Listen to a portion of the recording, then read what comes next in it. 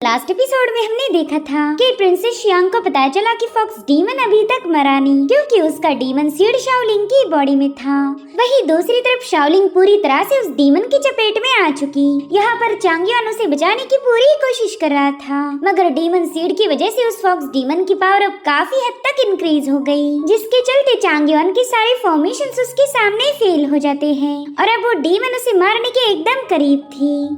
अब आगे तो इस एपिसोड की शुरुआत में हमें पैलेस का सीन दिखाया गया, जहाँ पर तांग युन शियांग से माफी मांग रही थी। वो कहने लगी कि शाओलिंग को मारने का मेरे पास मौका था, लेकिन फिर भी मैं उसमें फेल हो गई और अब मेरी ही वजह से वो डीमन दोबारा से अवेकन हो जाएगा। तो प्रिंसेस शियांग उससे कहती है कि इसमें तुम्हारी कोई गलती नहीं। शाओलिंग तो अभी तक मिस्टिक रॉयल्म पर भी नहीं पहुँची, तो कोई भी इमेजिन नहीं कर सकता कि इतना पावरफुल फॉक्स डीमन उसकी बॉडी में जाकर रीबर्थ लेगा। तभी लुजिया शियांग से कहती है कि मेरे ख्याल से फॉक्स डीमन का डीमन शाओलिंग की बॉडी में मौजूद इनेट स्पिरिट के साथ पूरी तरह से मर्ज हो चुका होगा, तो हमें सबसे पहला उस बंदी को ढूंढना पड़ेगा। अगर वो मारी गई तो फॉक्स डीमन का किस्सा हमेशा हमेशा के लिए खत्म हो जाएगा। वहीं दूसरी तरफ हम शाओलिंग को देख पाते हैं, जो कि चांग युआन को खत्म करने की काफी ज्यादा करीब थी। वो अपने ब्लेड जैसे हाथ उसके सीने में धसाते हुए कहने लगी कि अब तो भाड़ में जा, लेकिन तभी वो देखते है कि चांग युआन की बॉडी में उसके हाथ एंटर नहीं कर पा रहे। कोई इनविजिबल फोर्स उसे रोक रही थी और फिर उसी पावर ने शाओलिंग को काफी पीछे पुश कर दिया। दरअसल ये पावर थी लुजिया के मास्क की, जो कि लुजिया ने चांग युआन को गिफ्ट किया था। वहीं पर शाओलिंग कहने लगी कि ये तो बस एक मामूली सा मास्क है, भला मुझे इससे कैसा डर। जिसके बाद वो दोबारा से चांग युआन को खत्म करने के लिए आगे बढ़ चुकी थी, लेकिन तभी लुजिया का मास्क उस पर कई सारी सोर्ची पावर से अटैक करने लगा, जिसकी शार्पनेस किसी ब्लेड से कम नहीं थी। अब इन सोर्ची के मुसलसल हमलों की वजह से शाओलिंग को पीछे हटना पड़ा। साथ ही साथ उसने अपने आसपास एक पावरफुल शील्ड बना ली थी और चांग युआन से कहती है कि तुम काफी ज्यादा शातिर हो, तुम्हें ऑलरेडी पता था कि इस मास्क के अंदर सोर्ची पावर की एबिलिटी है, इसी वजह से तुमने जानबूझकर वो मास्क अपने पास रखा। जिस पर चांग युआन कह रहा था कि हाँ, मैं ऑलरेडी जानता था कि लुजिया का ये मास्क बिल्कुल भी मामूली नहीं हो सकता। आफ्टर ऑल वो हेवनली सोर्स जैसे एक पावरफुल फैक्शन की मास्टर है, तो वो एक्सट्रीमली पावरफुल आर्टिफैक्ट्स हमेशा अपने साथ कैरी करेगी। जैसे कि तुम्हें पता था कि लुजिया और फॉक्स डीमन के दरमियान एक जबरदस्त मुकाबला हुआ, जिसमें लुजिया बुरी तरह से घायल हो गई थी, लेकिन उसके मास्क पर कोई क्रैक नहीं पड़े।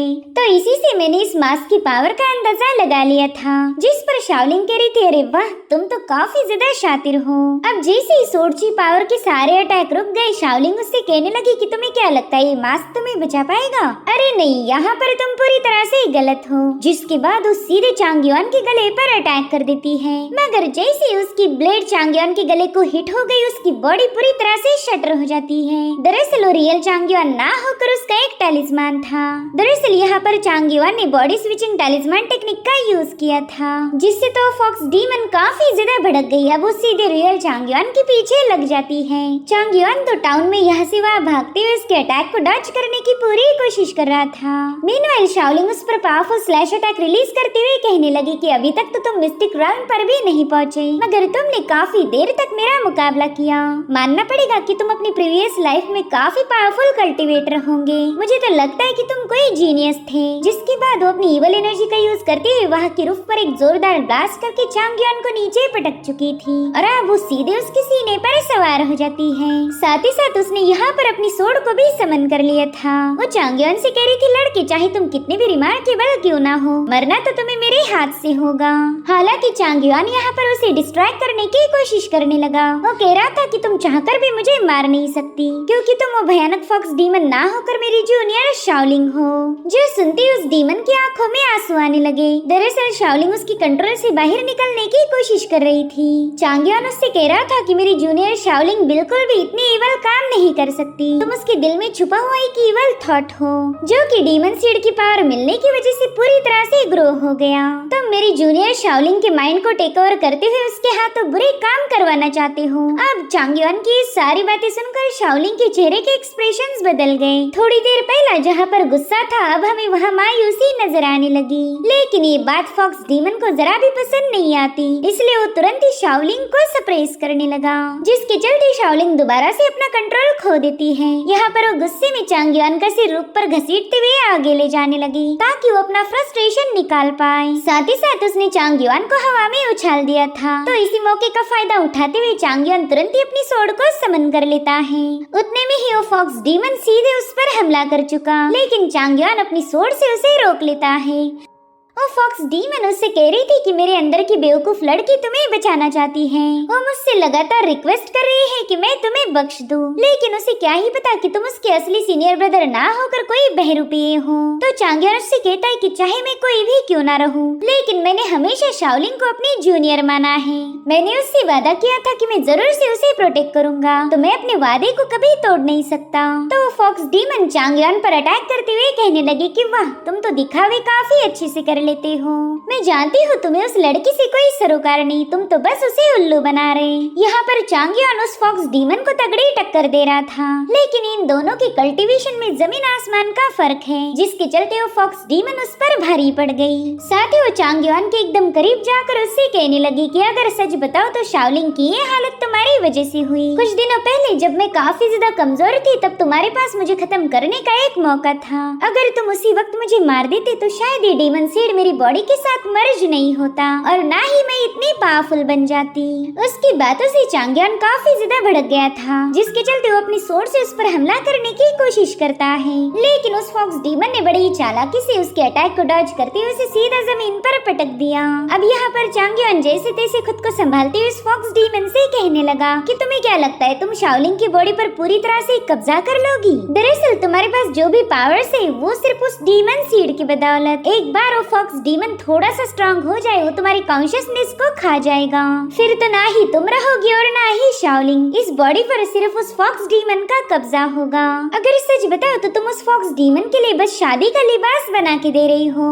जैसे ये लिबास पूरा हो जाए, वो फॉक्स डीमन तुम्हें और शाओलिंग को खत्म कर देगा। लेकिन वो बंदी कह रही थी कि मुझे उल्लू बनाने की कोशिश मत करो। मैं अच्छे से जानती हूँ कि प्रिंसेस शियांग ने उसके सभी सोल्स को डिस्ट्रॉय कर दिया और फॉक्स डीमन अब मर चुका है। खैर मेरी छोड़ो, चलो तुम्हारे बारे में बात करते हैं। जब हम जाओ स्टेट में पहली बार आए थे, उसी रात हम दोनों पजेस्ड हो गए। एटलीस्ट मुझे इतना तो पता है कि मेरी बॉडी पर किसका पोजीशन है, मगर तुम्हें तो इसके बारे में कोई आइडिया नहीं। तुम तो खुद भी नहीं जानते कि तुम आखिर हो कौन। और अब यहाँ पर वो अपनी टेल्स की पावर को एक्टिवेट करते हुए चांगयान से कहने लगी कि मैं तुम्हारी रियल पावर्स को जानना चाहती हूँ, देखते हैं तुम में कितना दम है। जिसके बाद वो अपनी टेल्स से चांगयान पर अटैक करने लगी। तब यहाँ पर चांगयान पीछे हटते हुए अपनी पावर्स को एक्टिवेट कर एक सोर्ड को समन कर चुका, जो कि सीधे उस डीमन पर अटैक करने के लिए निकल चुकी थी। वो सोर्ड सीधे जाकर उस डीमन के आंखों के सामने जाकर रुक गई। यहाँ पर उस डीमन को याद आता है कि ये सोर्ड तो लूजिया की है। वही दूसरी तरफ लूजिया की सोर्ड अपने आप एक्टिवेट हो गई। वो उसे दिखा रही थी कि कोई और बंदा उसकी सोर्ड का यूज कर रहा है। तो प्रिंसेस शियांग को बताती है कि फॉक्स डीमन के साथ हुई बैटल में मैंने अपनी सोर्ड खो दी थी। साथ ही ने आसमान में एक तेज रोशनी नजर आने लगी, जिसे देख शियांग कहती है कि ये तो उस डीमन सीड की ऑरा है। ये सब सुनकर लूजिया काफी ज्यादा पैनिक हो गई थी। वो कहती है कि हमने जल्दी से उस डीमन सीड को डिस्ट्रॉय कर देना चाहिए। अगर वो शाओलिंग के अंदर मौजूद इनेट फॉक्स के साथ पूरी तरह से मर्ज हो गया तो ब्रेक थ्रू करके पर्पल रेल्म पर पहुंच जाएगा। खैर अब मुझे खुद ही जाकर चेक करना होगा। तो प्रिंसेस शियांग उससे कहती है कि अगर वो डीमन सीड ही होगा तो तुम जल्दी से अपनी सोर्ड लाइट का यूज करके मुझे इशारा कर देना और फिर मैं तुम्हारी मदद करने पहुंच जाऊंगी। तो लूजिया तुरंत ही वहाँ से रवाना हो गई। इधर उस डीमन ने उस सोर्ड को अपनी आंखों से हटा दिया था, लेकिन वो सोर्ड सीधे जाकर उसके पेट में घुसने की कोशिश करने लगी। यहाँ पर वो डीमन उसे रोक रही थी, वहीं पर चांगयान अपनी पावर से उस सोर्ड को कंट्रोल कर रहा था। वहीं पर वो फॉक्स डीमन चिल्लाते हुए अपनी ऑरा को रिलीज करने लगी, जिसके कांटेक्ट में आते ही चांगयान घायल हो गया, मगर वो अभी भी उस सोर्ड को उसके आर पार घुसाने की कोशिश करने लगा। इधर वो डीमन अपनी सारी ताकत का यूज करते हुए सोर्ड को अपने अंदर से बाहर खींचने लगी, जिसमें वो बुरी तरह से इंजर्ड हो गई थी। हालांकि चांगयान देखता है कि उसके चेहरे पर अभी भी एक ईवल स्माइल है। यहाँ पर उस डीमन ने अपनी एनर्जी का यूज करते हुए फाइनली उस सोर्ड को अपने अंदर से बाहर पुश कर दिया, जिसके चलते पावरफुल एनर्जी का एक जोरदार ब्लास्ट होकर वो सोर्ड सीधे जाकर चांगयान को ही हिट करने वाली थी, लेकिन वो जैसे तैसे खुद को बचा लेता है। साथ ही साथ चांगयान ने देखा कि उस डीमन ने अपनी इंजुरीज को काफी तेजी के साथ हील कर लिया है। वो कह रही थी कि टाविस तुम तो सरप्राइजेस से भरे पड़े हो, मुझे लगा नहीं ही था कि तुम इतने दूर से उस सोड को कंट्रोल कर पाओगे। जिस पर चांगयान कह रहा था कि अगर मेरे पास और ज्यादा स्पिरिचुअल पावर होती तो शायद मैं तुम्हें मार देता। जो सुनते वो डीमन गुस्से में जाकर अपने तेज नाखूनों से उसके सीने पर वार कर देती है। साथ ही साथ उसने एक ही लात में चांगयान को काफी दूर पटक दिया था। उस डीमन के इस ब्रूटल अटैक में चांगयान बुरी तरह से घायल हो चुका है। अब उसमें जरा भी पावर्स नहीं बची थी कि वो इस डीमन का मुकाबला कर पाए। इधर उस डीमन को फील होता है कि उसकी पावर काफी हद तक बढ़ चुकी है। साथ ही साथ उसकी आंखों से गोल्डन ऑरा रिलीज हो रही थी, जो देख को काफी ज्यादा एक्साइटेड होकर कहने लगी कि अरे वाह, मैंने तो लॉन्गेविटी रेल्म पर ब्रेक थ्रू कर लिया। इधर चांगयान भी जैसे तैसे उठ जाता है। वो समझ गया था कि फॉक्स डीमन अब ब्रेक थ्रू कर चुकी, यानी कि अब इससे डील करना और भी ज्यादा मुश्किल हो जाएगा। वहीं पर वो डीमन उसे बताने लगी कि प्रिंसेस शियांग ने इमॉर्टल सोड का यूज करते हुए मुझ पर अटैक किया था। भले उस इमॉर्टल सोड ने फॉक्स डीमन के सभी स्पिरिट्स को डिस्ट्रॉय कर दिया, लेकिन उस सोड की पावर ने डीमन सीड को ट्रिगर किया है। उस सोड की वजह से ही तो मैं लॉन्गेविटी रेल्म पर पहुंच पाई। वाकई इस बार तो हेवन भी मेरी मदद कर रहा। जिसके बाद वो सीधे चांगयान पर हमला करने के लिए कूद जाती है, लेकिन चांगयान पीछे हटते हुए उसके सारे अटैक को डॉज करने लगा, जो देखकर वो डीमन उस पर काफी ज्यादा भड़क जाती है। इसलिए उसने अपनी एक जोरदार लात जड़ते हुए चांगयान को काफी पीछे ढकेल दिया। यहाँ पर चांगयान को खुद की बॉडी पर जरा भी कंट्रोल नहीं था, जिसके चलते वो फॉक्स डीमन उस पर मुसलसल हमले करने लगी और अब वो चांगयान को चोक करते हुए बड़ी ही तेजी के साथ जमीन पर पटक देती है, जिससे वहाँ पर एक जोरदार ब्लास्ट हो गया। यहाँ पर चांगयान समझ गया था कि अब वो डीमन उसे जिंदा नहीं छोड़ेगी। वो बस अपने तेज नाखूनों से उस पर अटैक करने ही वाली थी कि तभी उसके अंदर मौजूद शाओलिंग काफी ज्यादा इमोशनल हो गई। उसकी फीलिंग्स को देखकर वो फॉक्स डीमन चांगयान से कहती कि पता नहीं तुम्हारे पास ऐसा कौन सा जादू है जो ये लड़की तुम्हें बचाने के लिए इतना जिद कर रही। इनफैक्ट उसे तो ये भी पता है कि तुम उसके रियल सीनियर नहीं हो, मगर फिर भी वो तुम्हें बचाने की पूरी कोशिश कर रही। तभी चांगयान उससे कहता है कि मैं शुरू से ही जानता था कि तुम शाओलिंग की इनेट स्पिरिट हो और तुम्हारे अंदर डीमन सीड इम्प्लांटेड है, मगर फिर भी मैंने तुम्हें खत्म नहीं किया। जो सुनकर कुछ पलों के लिए ही क्यों न सही वो फॉक्स भी थोड़ी सी इमोशनल हो गई, मगर वो दोबारा से अपने इमोशंस को कंट्रोल करते हुए चांगयान से कहने लगी कि तुम बहुत बड़े बेवकूफ हो, तुम्हारे पास मौका होकर भी तुमने मुझे खत्म नहीं किया। मैंने तो तुम्हें पहले ही बताया था कि फॉक्स डीमन जैसा मतलबी क्रीचर इस पूरी दुनिया में नहीं होगा। हम पर चाहे कोई कितने भी एहसान क्यों ना करे, हम उस पर जरा रहम नहीं करते। यही तो फॉक्स डीमन का रियल नेचर है। जिसके बाद वो अपने नाखूनों से सीधे चांगयान पर हमला कर देती है। यहाँ पर चांगयान अपनी पूरी ताकत लगाते हुए उसके अटैक को रोक रहा था, हालांकि वो इसमें बुरी तरह से घायल हो जाता है। वहीं पर वो फॉक्स डीमन उसे बता रही थी कि एक बार मैं तुम्हें खत्म कर दूं तो शायद मेरे पर्पल रेल्म पर ब्रेक थ्रू करने के चांसेस बढ़ जाएंगे। बस एक बार पर्पल रेल्म अचीव हो जाए फिर कोई मुझे रोक नहीं सकता। उसके नाखून धीरे धीरे चांगयान के काफी अंदर घुस चुके थे, जिससे वो बुरी तरह से तड़पने लगा, मगर वो फिर भी फॉक्स डीमन से कहता है कि चलो जल्दी से मुझे खत्म करो ताकि मुझे ये पता चले कि तुम वाकई कितनी ज्यादा खुदगर्ज थी। यहाँ पर चांगयान के चेहरे पर हम जरा भी शिकन नहीं देख पाते और इसी बात का उस फॉक्स डीमन को गुस्सा आने लगा। वो अपना हाथ पीछे हटाते हुए कहने लगी कि पता है मुझे तुमसे इतनी ज्यादा नफरत क्यों है, क्योंकि तुम कभी भी अपने इमोशंस को शो नहीं करते। तुम फिलहाल काफी ज्यादा डरे हुए हो, लेकिन ऐसे दिखा रहे हो कि तुम्हें इससे कोई फर्क नहीं पड़ता। अब इससे पहले कि वो चांगयान पर एक और हमला कर पाए, वहाँ पर लूजिया की सोड पहुंच गई। उस डीमन पर अटैक करने की कोशिश कर रही थी, जिसके चलते उसे पीछे हटना पड़ा।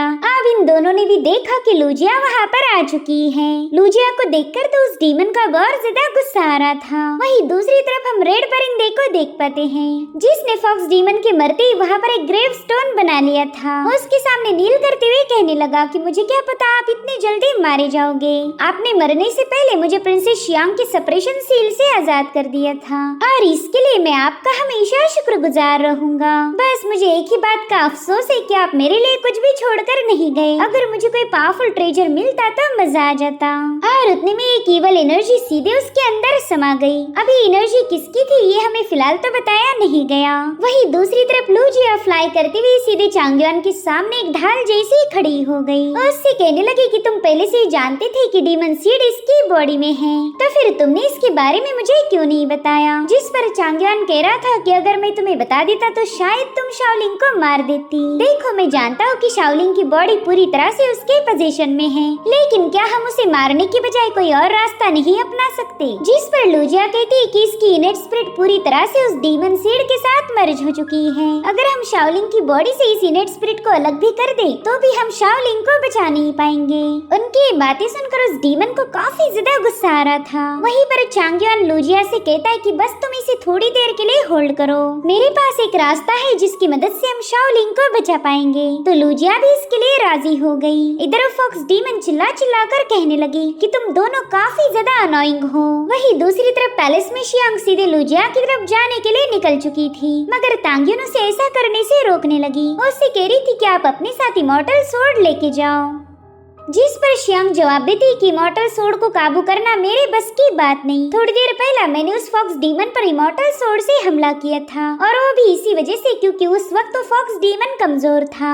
लेकिन इस बार ऐसा नहीं हो सकता, अब तो मैं उस पर एक स्ट्राइक भी हिट नहीं कर पाऊंगी। जो सुनते ही तांग्युन को टेंशन आने लगा। वो शियांग से पूछ रही थी कि फिर हम ऐसा क्या करें जो मॉन्स्टर मारा जाए। तो शियांग उसे बताती है कि एंशिएंट स्क्रॉल में हेवनली पनिशमेंट का जिक्र किया था, उसमें लिखा गया है कि बॉडी को एक जेड में बदल दो। मैंने पहला तो इस लाइन को कभी सीरियसली नहीं लिया, लेकिन अब मुझे पता चल चुका है कि इस लाइन का मतलब क्या होगा। साथ ही साथ उन्हें लुजिया की स्वॉर्ड लाइट भी नजर आने लगी, जो देखते ही शियांग समझ गई थी कि लुजिया ने उसे सिग्नल भेजा है। इधर वो डीमन लुजिया से कहती कि तुम तो काफी ज्यादा कमजोर हो, तुम मेरा मुकाबला नहीं कर सकती, इसलिए दूसरों को अपनी मदद करने के लिए बुला रही। जिसके बाद इन दोनों में एक फियर्स बैटल शुरू हो गई। उन दोनों के दरमियान की बैटल देखकर चांगयुआन के तो होश ही उड़ गए। अब यहाँ पर उसे कुछ भी करके शाओलिंग को रोकना था, इसलिए वो तुरंत ही अपनी ब्लड का यूज करते हुए वहाँ पर एक फॉर्मेशन सेटअप करने लगा, जिसके चलते वहाँ पर एक गोल्डन लोटस फॉर्म होने लगा। तब तक वो फॉक्स डीमन लुजिया पर पूरी तरह से डोमिनेट हो चुकी थी। तो लुजिया चांगयुआन को बताने लगी कि तुम्हें जो भी करना है वो जल्दी से करना होगा, मैं ज्यादा देर तक इसे होल्ड नहीं कर सकती। और उतने में चांगयुआन ने अपने लोटस फ्लावर से सीधा उस डीमन पर हमला कर दिया। हालांकि वो डीमन देखते ही कि चांगयुआन के अटैक का उस पर कोई असर नहीं हुआ। वो कह रही थी लड़की तुम्हारी स्पिरिचुअल पावर तो पूरी तरह से एग्जॉस्ट हो गई, इसीलिए तो तुम्हारा ये किलिंग फॉर्मेशन मुझे मार नहीं पाया। जिस पर चांगयुआन कह रहा था कि ये कोई किलिंग फॉर्मेशन नहीं बल्कि ये तो सैल्वेशन फॉर्मेशन है। और उतने में वो फॉक्स डीमन देखते ही कि उसकी बॉडी से एक लोटस फ्लावर बाहर निकल रहा, और धीरे धीरे करते हुए वो डीमन पूरी तरह से उस लोटस फ्लावर में ट्रैप हो गई। इधर लुजिया भी कंफ्यूज होकर चांगयुआन से पूछ रही थी कि आखिर तुमने ये कौन सी फॉर्मेशन का यूज किया। जिस पर चांगयुआन जवाब देता है कि ये तो बस छोटा सा पावर ट्रांसफरिंग फॉर्मेशन है, मगर इसकी स्पेशलिटी ये है कि इसके अंदर सबसे प्योर स्पिरिचुअल पावर पाई जाती, जो भी इसमें ट्रैप हो जाए उसकी पावर काफी हद तक बढ़ जाती है। मेरे ख्याल से अब थोड़ी देर में ये डीमन ब्रेक थ्रू करेगा। यही सब सुनकर तो लुजिया और ज्यादा पैनिक हो गई। वो चांगयुआन से कह रही थी कि आखिर तुम इस फॉक्स डीमन की मदद क्यों कर रहे हो, ये तो ऑलरेडी लॉन्गेविटी रेल्म की पिक पर है। अगर इसे और पावर मिल गई तो ये पर्पल रेल्म पर पहुंच जाएगी, फिर तो हम इसे कभी हरा नहीं सकते। जिस पर चांगयुआन कहने लगा कि तबाही के बगैर क्रिएशन नहीं हो सकता।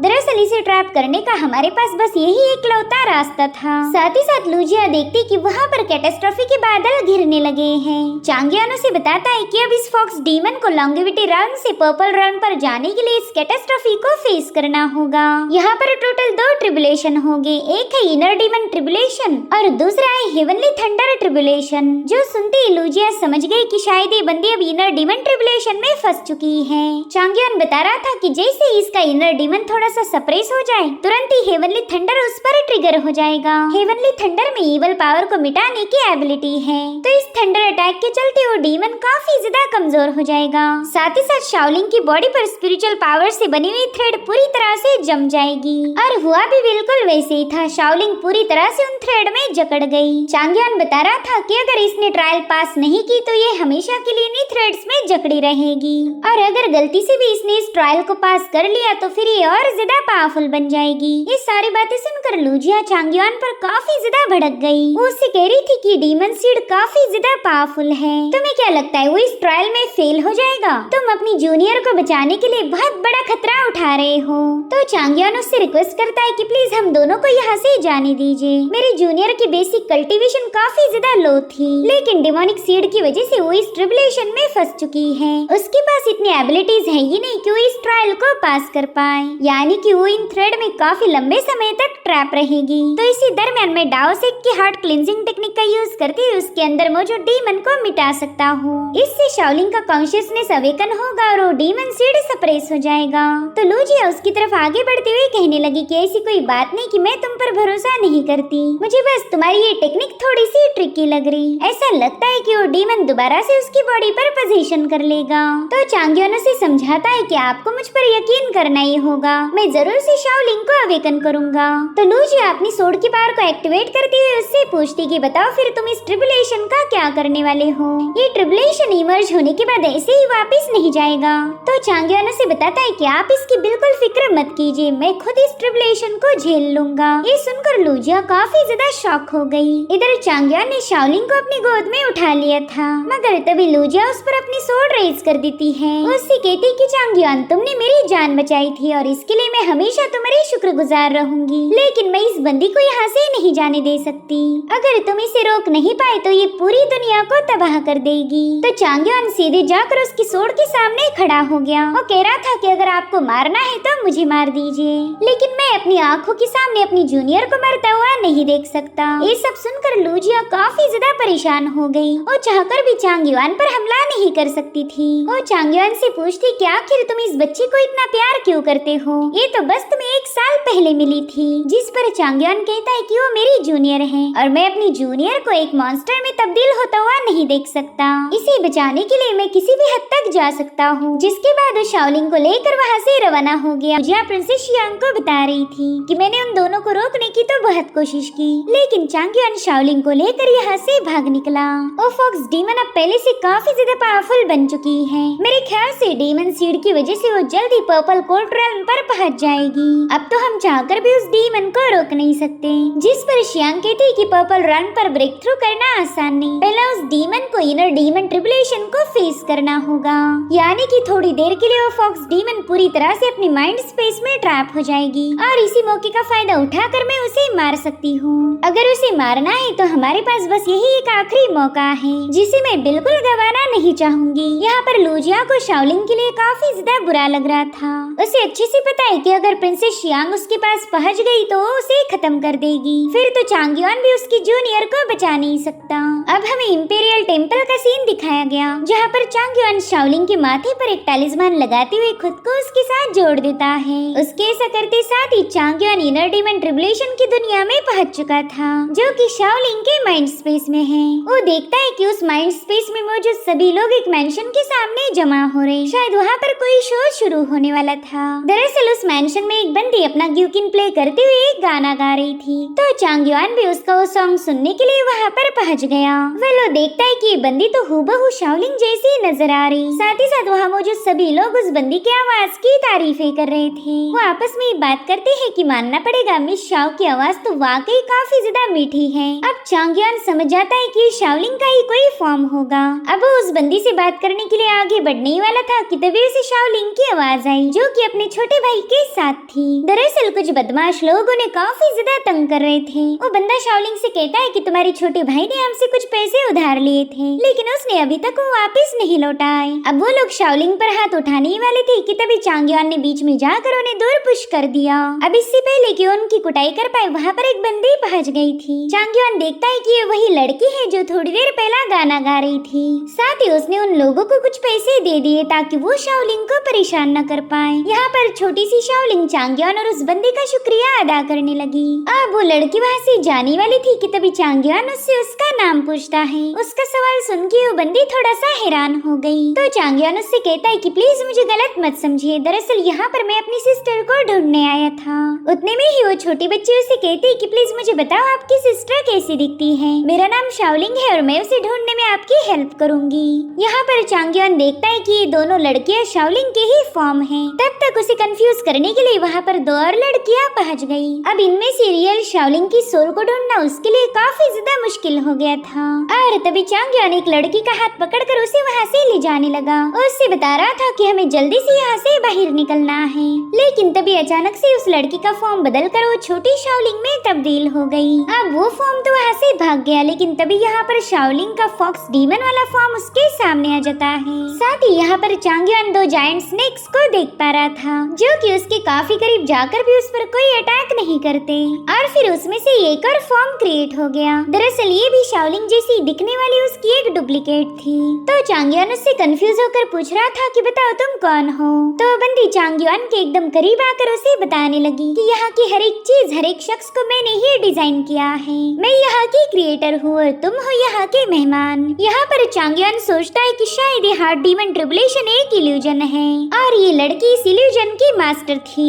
उतने में ही वो बंदी उसका माइंड रीड करते हुए कहने लगी कि चांगयुआन तुमने तो एकदम सही पहचाना। हाँ, मैं इस जगह की मास्टर हूँ। कल्टिवेटर्स को ब्रेक थ्रू करवाने में हेल्प करना ही मेरा काम है। वैसे तो तुम्हारे लिए यहाँ पर कोई ट्रिब्यूलेशन नहीं, मगर फिर भी तुम जबरदस्ती इस दुनिया में घुस आए। खैर, मैं तुम्हें यहाँ से निकाल तो नहीं सकती, लेकिन हाँ, तुम्हारे हर एक काम को डिले करवा सकती हूँ। तो चांगयुआन तुरंत ही उससे रिक्वेस्ट करते हुए कहने लगा कि मैं यहाँ पर अपनी जूनियर को बचाने आया हूँ। हालांकि उसे पहचान पाना मेरे लिए काफी ज्यादा मुश्किल हो रहा, तो प्लीज मुझे यहाँ पर थोड़ा सा और टाइम दीजिए ताकि मैं अपनी जूनियर सिस्टर की हेल्प कर पाऊँ। यहाँ पर उस बंदी को याद आता है कि चांगयुआन एक गलती फॉर्म को लेकर वहाँ से भाग रहा था, लेकिन उतने में वो फॉर्म अचानक से वैनिश हो गया। तो बंदी उसकी बात मान गई। वो कह रही थी कि ठीक है, यहाँ पर तुम्हें थोड़ा सा वक्त मिल जाएगा, लेकिन मुझे ये समझ नहीं आ रहा कि तुम यहाँ पर तुम्हारी जूनियर सिस्टर की रियल फॉर्म को कैसे ढूंढोगे। तो चांगयुआन उसे बताने लगा कि मुझे मेरी सिस्टर ने अपने बचपन की एक कहानी सुनाई थी, तो जिस भी फॉर्म से उसकी पर्सनैलिटी मिलती जुलती हो वही रियल शाओलिंग होगी। यहाँ पर उसे याद आता है कि शाओलिंग ने उसे अपने बचपन की कहानी बताई थी। वो मायूस होकर कहने लगी कि मेरा इस दुनिया में कोई नहीं, मेरे पेरेंट्स और मेरा भाई बहुत ही भयानक मौत मारे गए। अगर मैं भी सिस्टर लूजिया जैसी पावरफुल होती तो शायद उन्हें बचा लेती, लेकिन मैं तो बस एक लूजर हूँ। अब उसकी वही सारी बातें याद करके चांगयुआन इस बंदी से कह रहा था कि अगर शाओलिंग की पर्सनालिटी को केयरफुली ऑब्जर्व किया जाए तो कभी एक एलिगेंट लेडी नहीं बनना चाहेगी। उसे तो बस पावरफुल बन के अपने फैमिली को बचाना है। जो सुनकर वो लड़की उससे कहती है, अरे वाह, तुम्हें तो हार्ट डीमन ट्रिब्यूलेशन का काफी अच्छा नॉलेज है, लेकिन मुझे तो बस एक बात समझ नहीं आ रही, तुम दूसरों के हार्ट डीमन ट्रिब्यूलेशन में कैसे घुस पाए। ये तो लगभग इम्पॉसिबल है, कोई भी किसी और के ट्रिब्यूलेशन में इंटरफेयर नहीं कर सकता। जिस पर चांगयुआन बताता है कि मेरे पास एक सीक्रेट टेक्निक है, वो इतनी भी स्पेशल नहीं कि तुम्हें उसके बारे में बताया जाए। तो उसी टेक्निक का यूज करते हुए मैं शाओलिंग की माइंड स्पेस में घुस पाया। यहाँ पर वो बंदी सोचती है कि ये बंदा तो अभी तक पर्पल स्टेज पर भी नहीं पहुँचा, मगर इसकी एबिलिटीज कमाल की है। इसलिए वो चांगयुआन से कहने लगी कि वैसे तो मैं तुम्हें बुरी तरह से डैमेज कर सकती हूँ, लेकिन मैं तुम्हारे साथ ऐसा नहीं करूँगी। मैं चाहती हूँ कि तुम जल्दी से यहाँ से वापस चले जाओ। हालांकि चांगयुआन ने इसके लिए मना कर दिया। वो कह रहा था कि ये तो बिल्कुल भी पॉसिबल नहीं, मैं अपनी सिस्टर के बिना यहाँ से बिल्कुल भी नहीं जाऊंगा। साथ ही साथ यहाँ पर चांगयुआन ने उस बंदी को फॉक्स डीमन के बारे में भी बता दिया। तो वो बंदी तुरंत ही शाओलिंग के एक फॉर्म को चेक करती है। उसे देखते ही वो समझ गई कि ये तो पजेस वाला फॉर्म है। वो बंदी चांगयुआन को बताती है कि अगर हार्ट डीमन ट्रिब्यूलेशन इस डीमन ने पास कर लिया तो ये तुम्हारी जूनियर सिस्टर को पूरी तरह से रिप्लेस कर देगी। तुम फिर दोबारा कभी अपनी जूनियर सिस्टर को अवेकन नहीं कर सकते, उसका एग्जिस्टेंस पूरी तरह से मिट जाएगा। जो सुनते साथ ही चांगयुआन तुरंत ही उससे रिक्वेस्ट करने लगा। वो कहता है कि प्लीज मुझे उसे बचाने का मौका दीजिए, मैं बस उसकी बॉडी से उस डीमन को अलग करना चाहता हूँ। तो बंदी उससे कहती कि ठीक है, चलो मैं तुम्हें एक मौका देती हूँ, तुम जाकर उस डीमन को मारने में उसकी हेल्प कर सकते हो, लेकिन याद रखो हम इस प्रोसेस से बस उसके माइंड को ही फ्री कर सकते हैं, ना कि उसकी बॉडी को।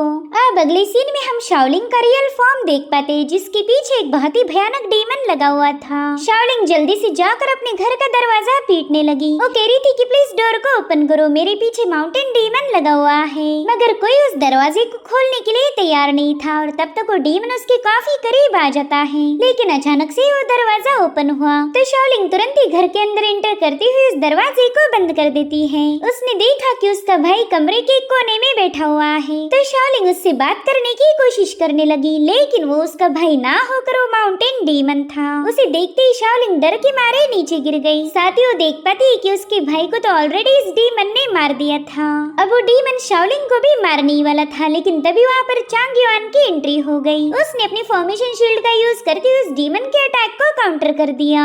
साथ ही साथ उसने अपनी डिवाइन पावर का यूज करते हुए उस माउंटेन डीमन को अपने फॉर्मेशन में बुरी तरह से जकड़ लिया। वो डीमन चाहकर भी खुद को आजाद नहीं कर पा रहा था। वहीं पर चांगयुआन शाओलिंग को आवाज देता है, मगर शाओलिंग अपनी पास्ट मेमोरीज में खो गई। वो देख पाती है कि कैसे उसके भाई ने अकेले ही कई सारे डीमंस को मार दिया था। साथ ही यहाँ पर उसे उसका बड़ा भाई भी नजर आता है। अब तो उसे ये लग रहा था कि शायद चांग युआन ही उसका बड़ा भाई है। वहीं पर चांग युआन उसके हाथ में एक वेपन थमाते हुए कहने लगा कि जल्दी से इस डीमन पर स्ट्राइक करो। हालांकि शाओलिंग में इतनी हिम्मत ही नहीं थी कि वो इस डीमन पर अटैक कर पाए। उसकी पास्ट मेमोरीज उसे हॉन्ट करते हुए उसे बुरी तरह से कमजोर बना देती है। जहाँ पर शाओलिंग अपने वेपन को ड्रॉप करते हुए पीछे हटने लगी, उतने में ही वो चांग युआन से टकरा जाती है। वो रोते हुए चांग युआन को बता रही थी कि मुझे इस डीमन से काफी ज्यादा डर लगता है, मैं इसे मार नहीं सकती। तो चांग युआन उसे समझाता है कि जितना तुम इससे डरोगी उतना ही ज्यादा स्ट्रॉन्ग बनेगा। ये तुम्हारा इनर डीमन है, इसे मैं खत्म नहीं कर पाऊंगा, सिर्फ तुम्हें इसे मार सकती हो क्योंकि ये तुम्हारा डर है। और अगर अपने डर को खत्म करना है तो हमें खुद उसका मुकाबला करना पड़ता। एक बार फिर से सोचो, अगर तुमने इस डीमन को मार दिया तो हम दोनों यहाँ से निकल सकते हैं। तो शाओलिंग बड़ी हिम्मत दिखाते हुए वहाँ पड़ी तलवार उठाकर सीधे उस डीमन के सीने में घुसा देती है।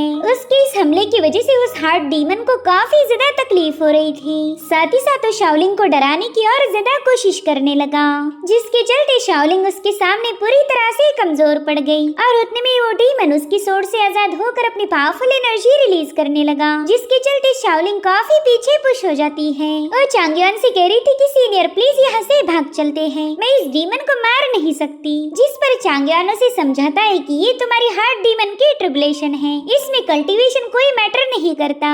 इनफैक्ट तुम्हारा दिल कितना ज्यादा स्ट्रांग है यही चीज मायने रखती। अगर तुम स्ट्रांग हो तो तुम्हारी सोड उतनी ही ज्यादा शार्प बनेगी। तब तक उस डीमन ने शाओलिंग पर एक बार फिर से अटैक कर दिया था, मगर चांग युआन अपने पावरफुल शील्ड बनाते हुए उसे प्रोटेक्ट करने लगा। वो शाओलिंग से कह रहा था कि तुम्हें जल्दी से किसी टेक्निक का यूज करके इस डीमन को मारना होगा। अगर तुम ऐसा नहीं कर पाई तो ये डीमन हम दोनों को यहीं पर खत्म कर देगा। तो शाओलिंग उसे बताती है कि जितनी भी सोड टेक्निक मुझे पता थी मैंने वो सब आजमा ली, लेकिन फिर भी मैं इस डीमन का कुछ भी बिगाड़ नहीं पाई। तो चांग युआन उससे कहता है कि मेरे ख्याल से तुमने अभी तक अपनी सारी टेक्निक का यूज नहीं किया। यहाँ पर शाओलिंग को याद आता है कि कैसे उसकी मदर भी ऐसे एक डीमन के हाथों मारी गई थी। और उतने में उसके सामने लूजिया के विजन्स आने लगे। दरअसल लूजिया ने रेड परिंदे के साथ फाइट करते हुए अपनी यूनिक सी सोड टेक्निक का यूज किया था। उस वक्त लूजिया की हर एक टेक्निक को शाओलिंग ने काफी केयरफुली ऑब्जर्व किया था। तो तुरंत ही चांग युआन को उसके बारे में बताने लगी। तो चांग युआन उससे कहता है कि तुम काफी ज्यादा टैलेंटेड हो, मेरे ख्याल से तुमने वो टेक्निक देख के ही सीख ली होगी, तो जल्दी से उसका यूज करो। अब यहाँ पर शाओलिंग को याद आता है कि कैसे हर बार चांग युआन ने उसे प्रोटेक्ट करने के लिए अपनी जान दांव पर लगाई थी, जिसके चलते उसके अंदर एक कॉन्फिडेंस आ चुका था। वो कहती है कि अब इस दुनिया में मैं अकेली नहीं हूँ। जिसके बाद वो लूजिया को इमेजिन करते हुए तुरंत ही उस सोड टेक्निक को प्रैक्टिस करने लगी। और सरप्राइजिंगली शाओलिंग ने उस टेक्निक को काफी आसानी से मास्टर कर लिया था। जिसके बाद उस डीमन पर लूजिया के टेक्निक का यूज करते हुए तलवारों की बारिश करने लगी। इतने स्ट्रॉन्ग अटैक के बाद भी वो डीमन कमजोर होने का नाम नहीं ले रहा था, मगर फिर भी शाओलिंग पीछे नहीं हटती। उसने ठान लिया था कि जब तक ये डीमन मरेगा नहीं वो अपने अटैक को नहीं रोकेगी। जिसके चलते उस डीमन पर लगातार सोडची पावर बरसने लगी और फाइनली वहाँ पर एक जोरदार ब्लास्ट हो जाता है। यहाँ पर हम देख पाते हैं कि शाओलिंग ने अपने हार्ट डीमन को मार दिया था। इस प्रोसेस में वो पूरी तरह से एग्जॉस्ट हो गई, मगर उसे खुशी थी कि चांग युआन ने उसकी मदद की, इसलिए वो तुरंत ही चांग युआन का शुक्रिया अदा करती है। तो चांग युआन उससे कह रहा था कि हमने लूजिया को भी थैंक्स बोलना चाहिए, उसी की वजह से हम ही कारनामा कर पाए। और उतने में वहाँ पर काफी स्ट्रॉन्ग एनर्जी रिलीज होने लगी। चांग युआन समझ गया था कि जल्दी ये हार्ट डीमन ट्रिबुलेशन क्लोज हो जाएगा, तो ये इल्यूजन क्लोज होने से पहले ही उन्हें फॉक्स डीमन को ढूंढना होगा। अगर उसे मारा नहीं गया तो पूरी तरह से शाओलिंग के कॉन्शियसनेस पर हावी हो जाएगा।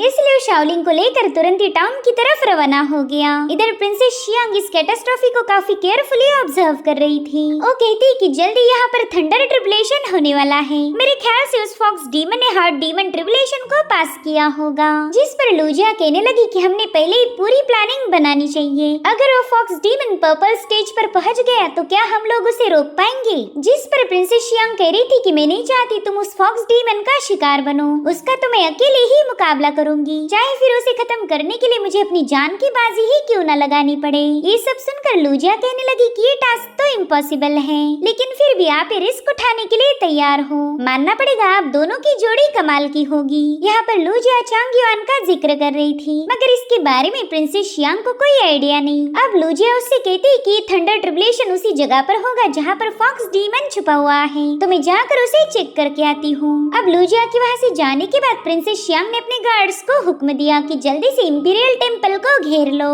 इधर चांगयुआन शाओलिंग को लेकर टाउन में पहुँच चुका था। शाओलिंग कहती पता नहीं वो फॉक्स डीमन कहाँ पर छुपा होगा। क्या आपको वाकई लगता है कि हम उस फॉक्स डीमन को ढूंढ पाएंगे? चांगयुआन देखता है कि वहाँ पर काफी सारे लोग मौजूद हैं और उन्हीं में से एक होगा फॉक्स डीमन। वो शाओलिंग को बताता है कि उस फॉक्स डीमन के पास ट्रांसफॉर्मेशन एबिलिटी है, वो इनमें से कोई भी हो सकता, उसने किसी का भी फॉर्म लिया होगा। जिस पर शाओलिंग कह रही थी सीनियर फिर तो उस फॉक्स डीमन को ढूंढना काफी ज्यादा इम्पॉसिबल है और वैसे भी हमारे पास ज्यादा वक्त नहीं बचा। तो चांगयुआन ने तुरंत ही अपनी सोड को समन कर लिया। वो शाओलिंग को बता रहा था कि अब हमें इस सिटी में मौजूद सभी लोगों को मारना होगा ताकि उस फॉक्स डीमन के पास छुपने के लिए कोई वेसल ही बाकी ना हो। फिर तो उसके पास हमारे सामने आने के अलावा और कोई ऑप्शन ही नहीं बचा और फिर वो अपनी सोड की मदद से सिटी में मौजूद सभी लोगों को वन बाय वन खत्म करने लगा। ये सब देखकर शाओलिंग को उन लोगों के लिए बुरा लग रहा था और उतने में उसे फॉक्स डीमन की आवाज आई। वो कह रही थी कि जरा देखो यही है तुम्हारी सीनियर ब्रदर का रियल चेहरा। ये कोई अच्छा इंसान ना होकर एक डीमन है। इसने आज तक सिर्फ तुम्हारे सामने अच्छा बनने का दिखावा किया। और हाँ, मेरी एक बात याद रखना, आज ना कल ये तुम्हें भी मार देगा। अपने सीनियर ब्रदर के बारे में ये सारी बातें सुनकर शाओलिंग को काफी ज्यादा गुस्सा आ रहा था। वहीं पर चांगयुआन भी समझ गया कि वो डीमन शाओलिंग को मैनिपुलेट करने की कोशिश कर रही। उतने में ही शाओलिंग उस फॉक्स डीमन पर गुस्सा दिखाते हुए कहने लगी कि मेरे सीनियर ईवल नहीं बल्कि तुम ही ईवल हो। यहाँ पर अब चांगयुआन को तसल्ली हो गई थी कि शाओलिंग पूरी तरह से नॉर्मल हो चुकी, वो इतनी आसानी से उस डीमन के झांसे में नहीं फंसने वाली। वो कह रहा था चलो जूनियर आज मिलकर इस डीमन का खात्मा करेंगे। जिसके बाद वो अपनी तलवार से बचे हुए सारे लोगों को मारने लगा और फाइनल में उसने उस मैंशन में बैठी हुई लेडी को भी खत्म कर दिया था। और उसके ऐसा करते साथ ही फॉक्स डीमन उनके सामने आ गई क्योंकि अब छुपने के लिए उसके पास कोई वेसल ही बाकी नहीं थी। उतने में ही वो फॉक्स डीमन उसके सामने जंप लगाते हुए कहने लगी कि मुझे खत्म करने का अधिकार तुम्हें किसने दिया। उसकी बॉडी से रिलीज होने वाली ऑरा से ये दोनों काफी पीछे पुश होने लगे। शाओलिंग कह रही थी कि डीमन सीड की वजह से इसकी पावर तो हद से ज्यादा बढ़ चुकी। मुझे तो कभी लगा ही नहीं था कि कमजोर सी इनेट स्पिरिट इतनी ज्यादा पावरफुल बनेगी। और उतने में ही चांगयुआन अपनी पावर्स को एक्टिवेट करते हुए कहने लगा कि मैं आज इस फॉक्स डीमन की लिमिट को देखना चाहता हूँ। यहाँ पर चांगयुआन ने सन टेक्निक को एक्टिवेट किया था जिसमें से एक बहुत ही खतरनाक हेवी सोड बाहर आने लगी। साथ ही यहाँ पर उस फॉक्स डीमन पर उस सोड की ऑरा रिलीज होने लगती है जिसके सामने वो पूरी तरह से कमजोर पड़ रही थी। इस हेवी प्रेशर को झेलना उसके बस की बात नहीं। साथ ही साथ हम देख पाते कि हार्ट ट्रिब्यूलेशन स्पेस अब पूरी तरह से शटर होने लगी है। इस स्पेस को पूरी तरह से डिस्ट्रॉय होने से पहले ही चांगयुआन को इस डीमन को खत्म करना होगा, इसलिए वो अपनी पूरी ताकत लगाते हुए सोड को उसकी तरफ आगे बढ़ाने लगा। इधर वो डीमन कह रही थी कि ना ये तो इम्पॉसिबल है, मेरा अंत ऐसे लूजर बंदे के हाथों नहीं हो सकता। वहीं पर शाओलिंग के स्पेस की क्रिएटर चांगयुआन की पावर्स देखकर काफी ज्यादा हैरान थी। वो कहने लगी कि ये बंदा तो कल्टीवेशन की सबसे लोवेस्ट रैंक पर है, लेकिन इसकी पावर किसी जीनियस को भी पीछे छोड़ सकती। इधर चांगयुआन की सोड उस फॉक्स डीमन को मारने के लिए उसके काफी करीब आ चुकी थी, मगर तभी उस स्पेस मास्टर ने चुटकी बजाते हुए सब कुछ फ्रीज कर दिया। वो तुरंत ही चांगयुआन के सामने जाकर कहने लगी कि अब तुम्हें इस तमाशे को बंद करना होगा। अगर तुमने इस सोर्ड स्ट्राइक इस फॉक्स पर हिट कर दी तो ये पूरी दुनिया तबाह हो जाएगी। अगर तुमने इस सिटी को डिस्ट्रॉय किया तो फिर मैं भी तुम्हारी कोई मदद नहीं कर सकती। तो चांगयुआन उससे पूछ रहा था कि बताओ फिर मैंने क्या करना चाहिए, मैं इस डीमन को जिंदा नहीं छोड़ सकता। तो बंदी उसे बताने लगी कि दरअसल ये डीमन सीड तुम्हारी सिस्टर के साथ पूरी तरह से एक हो चुका है। अगर ऐसे में तुमने इस डीमन को मार दिया तो तुम्हारी सिस्टर बुरी तरह से घायल हो जाएगी। ऐसा भी हो सकता है कि फिर वो फ्यूचर में कभी कल्टीवेट ही ना कर पाए। लेकिन मेरे पास एक बेहतरीन आइडिया है, क्यों ना मैं इस डीमन सीड को यहीं पर सील कर दूं। मैं अपनी पावर का यूज करते हुए इस डीमन सीड को डीप स्लीप में भेज सकती हूँ। इस तरह से ये हमेशा शाओलिंग के कॉन्शियसनेस में तो रहेगी मगर उसे कोई नुकसान नहीं पहुँचा सकती। तो चांगयुआन भी इसके लिए राजी हो जाता है। तो उस बंदी ने बड़ी ही तेजी के साथ फॉक्स डीमन को डीप स्लीप में डालते हुए वहाँ पर सील कर दिया। साथ ही साथ चांगयुआन के करीब जाकर उससे पूछने लगी कि बताओ तुम्हारा बैकग्राउंड क्या है, मैं तुम्हारी हिडन सीक्रेट्स को देख नहीं पा रही। जिस पर चांगयान जवाब देता है कि मैं खुद भी मेरे बारे में कुछ नहीं जानता। अब वो बंदी उसे बताती है कि थोड़ी देर में ये रेल्म गायब हो जाएगी, अगर किस्मत में लिखा होगा तो हम दोबारा से मिल पाएंगे। और इतना कहते साथ ही वो इल्यूजन ब्रेक हो जाता है। यहाँ पर शाओलिंग को होश आ चुका था। यहाँ पर शाओलिंग बुरी तरह से एग्जॉस्ट हो चुकी थी तो चांगयान तुरंत ही उसे संभालने लगा। यहाँ पर चांगयान को खुशी थी कि उसके जूनियर सेफ है, मगर अब चांगयान को खुद इस थंडर ट्रिबुलेशन को झेलना होगा। चांगयान थंडर ट्रिबुलेशन को काफी केयरफुली ऑब्जर्व कर रहा था। वो अब उस थंडर की तरफ आगे बढ़ते हुए अपने सामने एक फॉर्मेशन शील्ड बना लेता है और तब तक लूजिया वहाँ पर पहुँच चुकी थी। वो तो चांगयान की इस हरकत को देखकर काफी ज्यादा पैनिक हो गई, क्योंकि ये थंडर ट्रिबुलेशन शाओलिंग के लिए था, मगर उसे फेस कर रहा है चांगयान। यहाँ पर चांगयान को शाओलिंग के विजन्स आने लगे। वो किसी भी कीमत पर अपनी जूनियर को बचाना चाहता था, फिर चाहे इसके लिए उसे खुद की जान क्यों न देनी पड़ जाए। साथ ही वो लूजिया को बताता है कि शाओलिंग की कल्टीवेशन और उसके अंदर मौजूद डीमन सीड दोनों भी सील हो चुके हैं, इसलिए मैं चाहता हूँ कि आप उसका ख्याल रखें। और उतने में चांगयान पर हेवनली थंडर से एक जोरदार स्ट्राइक हो गई। इस थंडर के हिट होते ही चांगयान बुरी तरह से घायल हो गया। साथ ही साथ उस थंडर की फोर्स इतनी ज्यादा खतरनाक थी कि उसने बड़ी ही तेजी से चांगयान को जमीन पर पटक दिया। वहाँ पर थंडर के कई सारे फ्लक्चुएशंस क्रिएट हो रहे थे, जिससे वो पूरी जगह शेक होने लगी। इतना ही नहीं, इस थंडर वेव का खतरनाक इम्पैक्ट लूजिया और शाओलिंग पर भी हो गया। वहीं दूसरी तरफ प्रिंसेस शियांग भी इसी इंपीरियल टेम्पल की तरफ आगे बढ़ रही थी कि तभी रास्ते में उस थंडर पावर को विटनेस करते हुए उसे पता चला कि हेवनली थंडर की पहली स्ट्राइक हो चुकी है। वेल, इस थंडर ट्रिबुलेशन में टोटल 3 स्ट्राइक हिट होने वाली थी, जिसमें से पहली स्ट्राइक में ही चांगयान बुरी तरह से घायल हो गया और अभी भी उसे 2 स्ट्राइक को फेस करना बाकी है। वहीं पर लूजिया तुरंत ही चांगयान को संभालने लगी। वो गुस्से में चांगयान से पूछ रही थी कि क्या तुम्हें अपनी जिंदगी से जरा भी लगाव नहीं है? तुम अभी तक प्रोफाउंड रेल्म तक भी नहीं पहुँचे, लेकिन तुम्हारी हिम्मत तो देखो, तुम हेवनली ट्रिबुलेशन को चैलेंज कर रहे। तो चांगयान उसका हाथ हटाते हुए सेकंड ट्रिबुलेशन के लिए तैयार हो गया। वो कह रहा था कि इतिहास गवाह है, आज तक न जाने कितने सारे मास्टर ने अपने डिसाइपल के बिहाफ में इस ट्रिबुलेशन को फेस किया। अगर एक मास्टर अपने डिसाइपल की जगह ले सकता है तो मैं भी अपनी जूनियर शाओलिंग की जगह ले सकता हूँ। यहाँ पर लूजिया उससे कहती है कि तुम्हारे पास काफी प्योर स्पिरिचुअल एनर्जी है, अगर इतनी प्योर स्पिरिचुअल पावर तुम्हारे पास नहीं होती तो शायद तुम पहले ही स्ट्राइक में मारे जाते।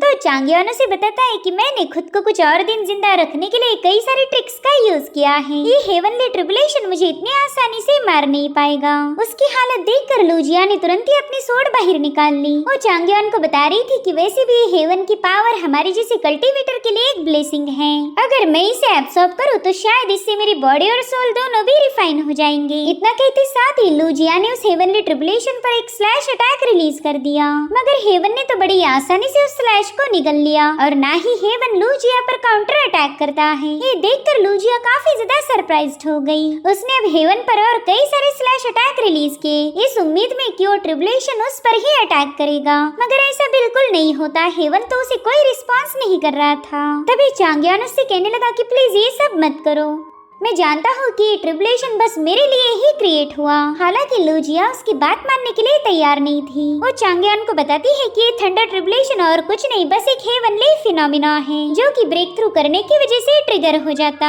इसके पास ना ही खुद का कोई इंटेलिजेंस है और ना ही अपने टारगेट को चूज कर सकता। तो चांगयान उसे बता रहा था कि देखो, अभी अभी तुमने उस पर कई सारे स्लैशेस रिलीज किए, लेकिन इस ट्रिबुलेशन ने चुपचाप से उसे एब्सॉर्ब कर लिया। तुम पर कोई काउंटर अटैक नहीं किया गया, तो इससे बात साबित होती है कि इस ट्रिबुलेशन का टारगेट तुम नहीं बल्कि मैं हूँ। खैर, मेरा अंदाजा सही है या गलत ये अभी हमें पता चलेगा। जिसके बाद वो तुरंत ही सेकंड ट्रिबुलेशन को झेलने के लिए रवाना हो गया। यहाँ पर लूजिया काफी ज्यादा इमोशनल हो गई। वो चांगयान को खोना नहीं चाहती थी, मगर वो चाहकर भी उसे रोक नहीं सकती। वहीं पर चांगयान ने उसे शाओलिंग को प्रोटेक्ट करने की जिम्मेदारी दी। वहीं दूसरी तरफ शाओलिंग को होश आ चुका था तो लूजिया तुरंत ही जाकर उसे संभालने लगी। शाओलिंग तो होश में आते ही उससे पूछने लगी कि मेरे सीनियर कहाँ पर हैं? प्लीज आप उन्हें बचा लीजिए। तब तक प्रिंसेस शियांग भी इंपीरियल टेम्पल के पास पहुंच चुकी थी। उसने देखा कि चांगयान हेवनली ट्रिबुलेशन को चैलेंज कर रहा है। वहीं पर चांगयान हेवनली ट्रिबुलेशन से कह रहा था कि मैं जानता हूँ तुम सिर्फ मेरे लिए आए हो। 2 रीजन हो सकते हैं कि तुम मुझे पनिश करना चाहते। एक तो ये कि मैंने जबरदस्ती शाओलिंग की इनर डीमन ट्रिबुलेशन में इंटरफेयर किया, या फिर वजह ये भी हो सकती है कि मेरा अस्तित्व ही अर्थ एंड हेवन के रूल्स के खिलाफ है। यहाँ पर चांगयान के पास खुद को बचाने के लिए बस इस स्पिरिचुअल एनर्जी की शील्ड है। अगर ये भी ब्रेक हो गई तो काफी ज्यादा घायल हो जाएगा।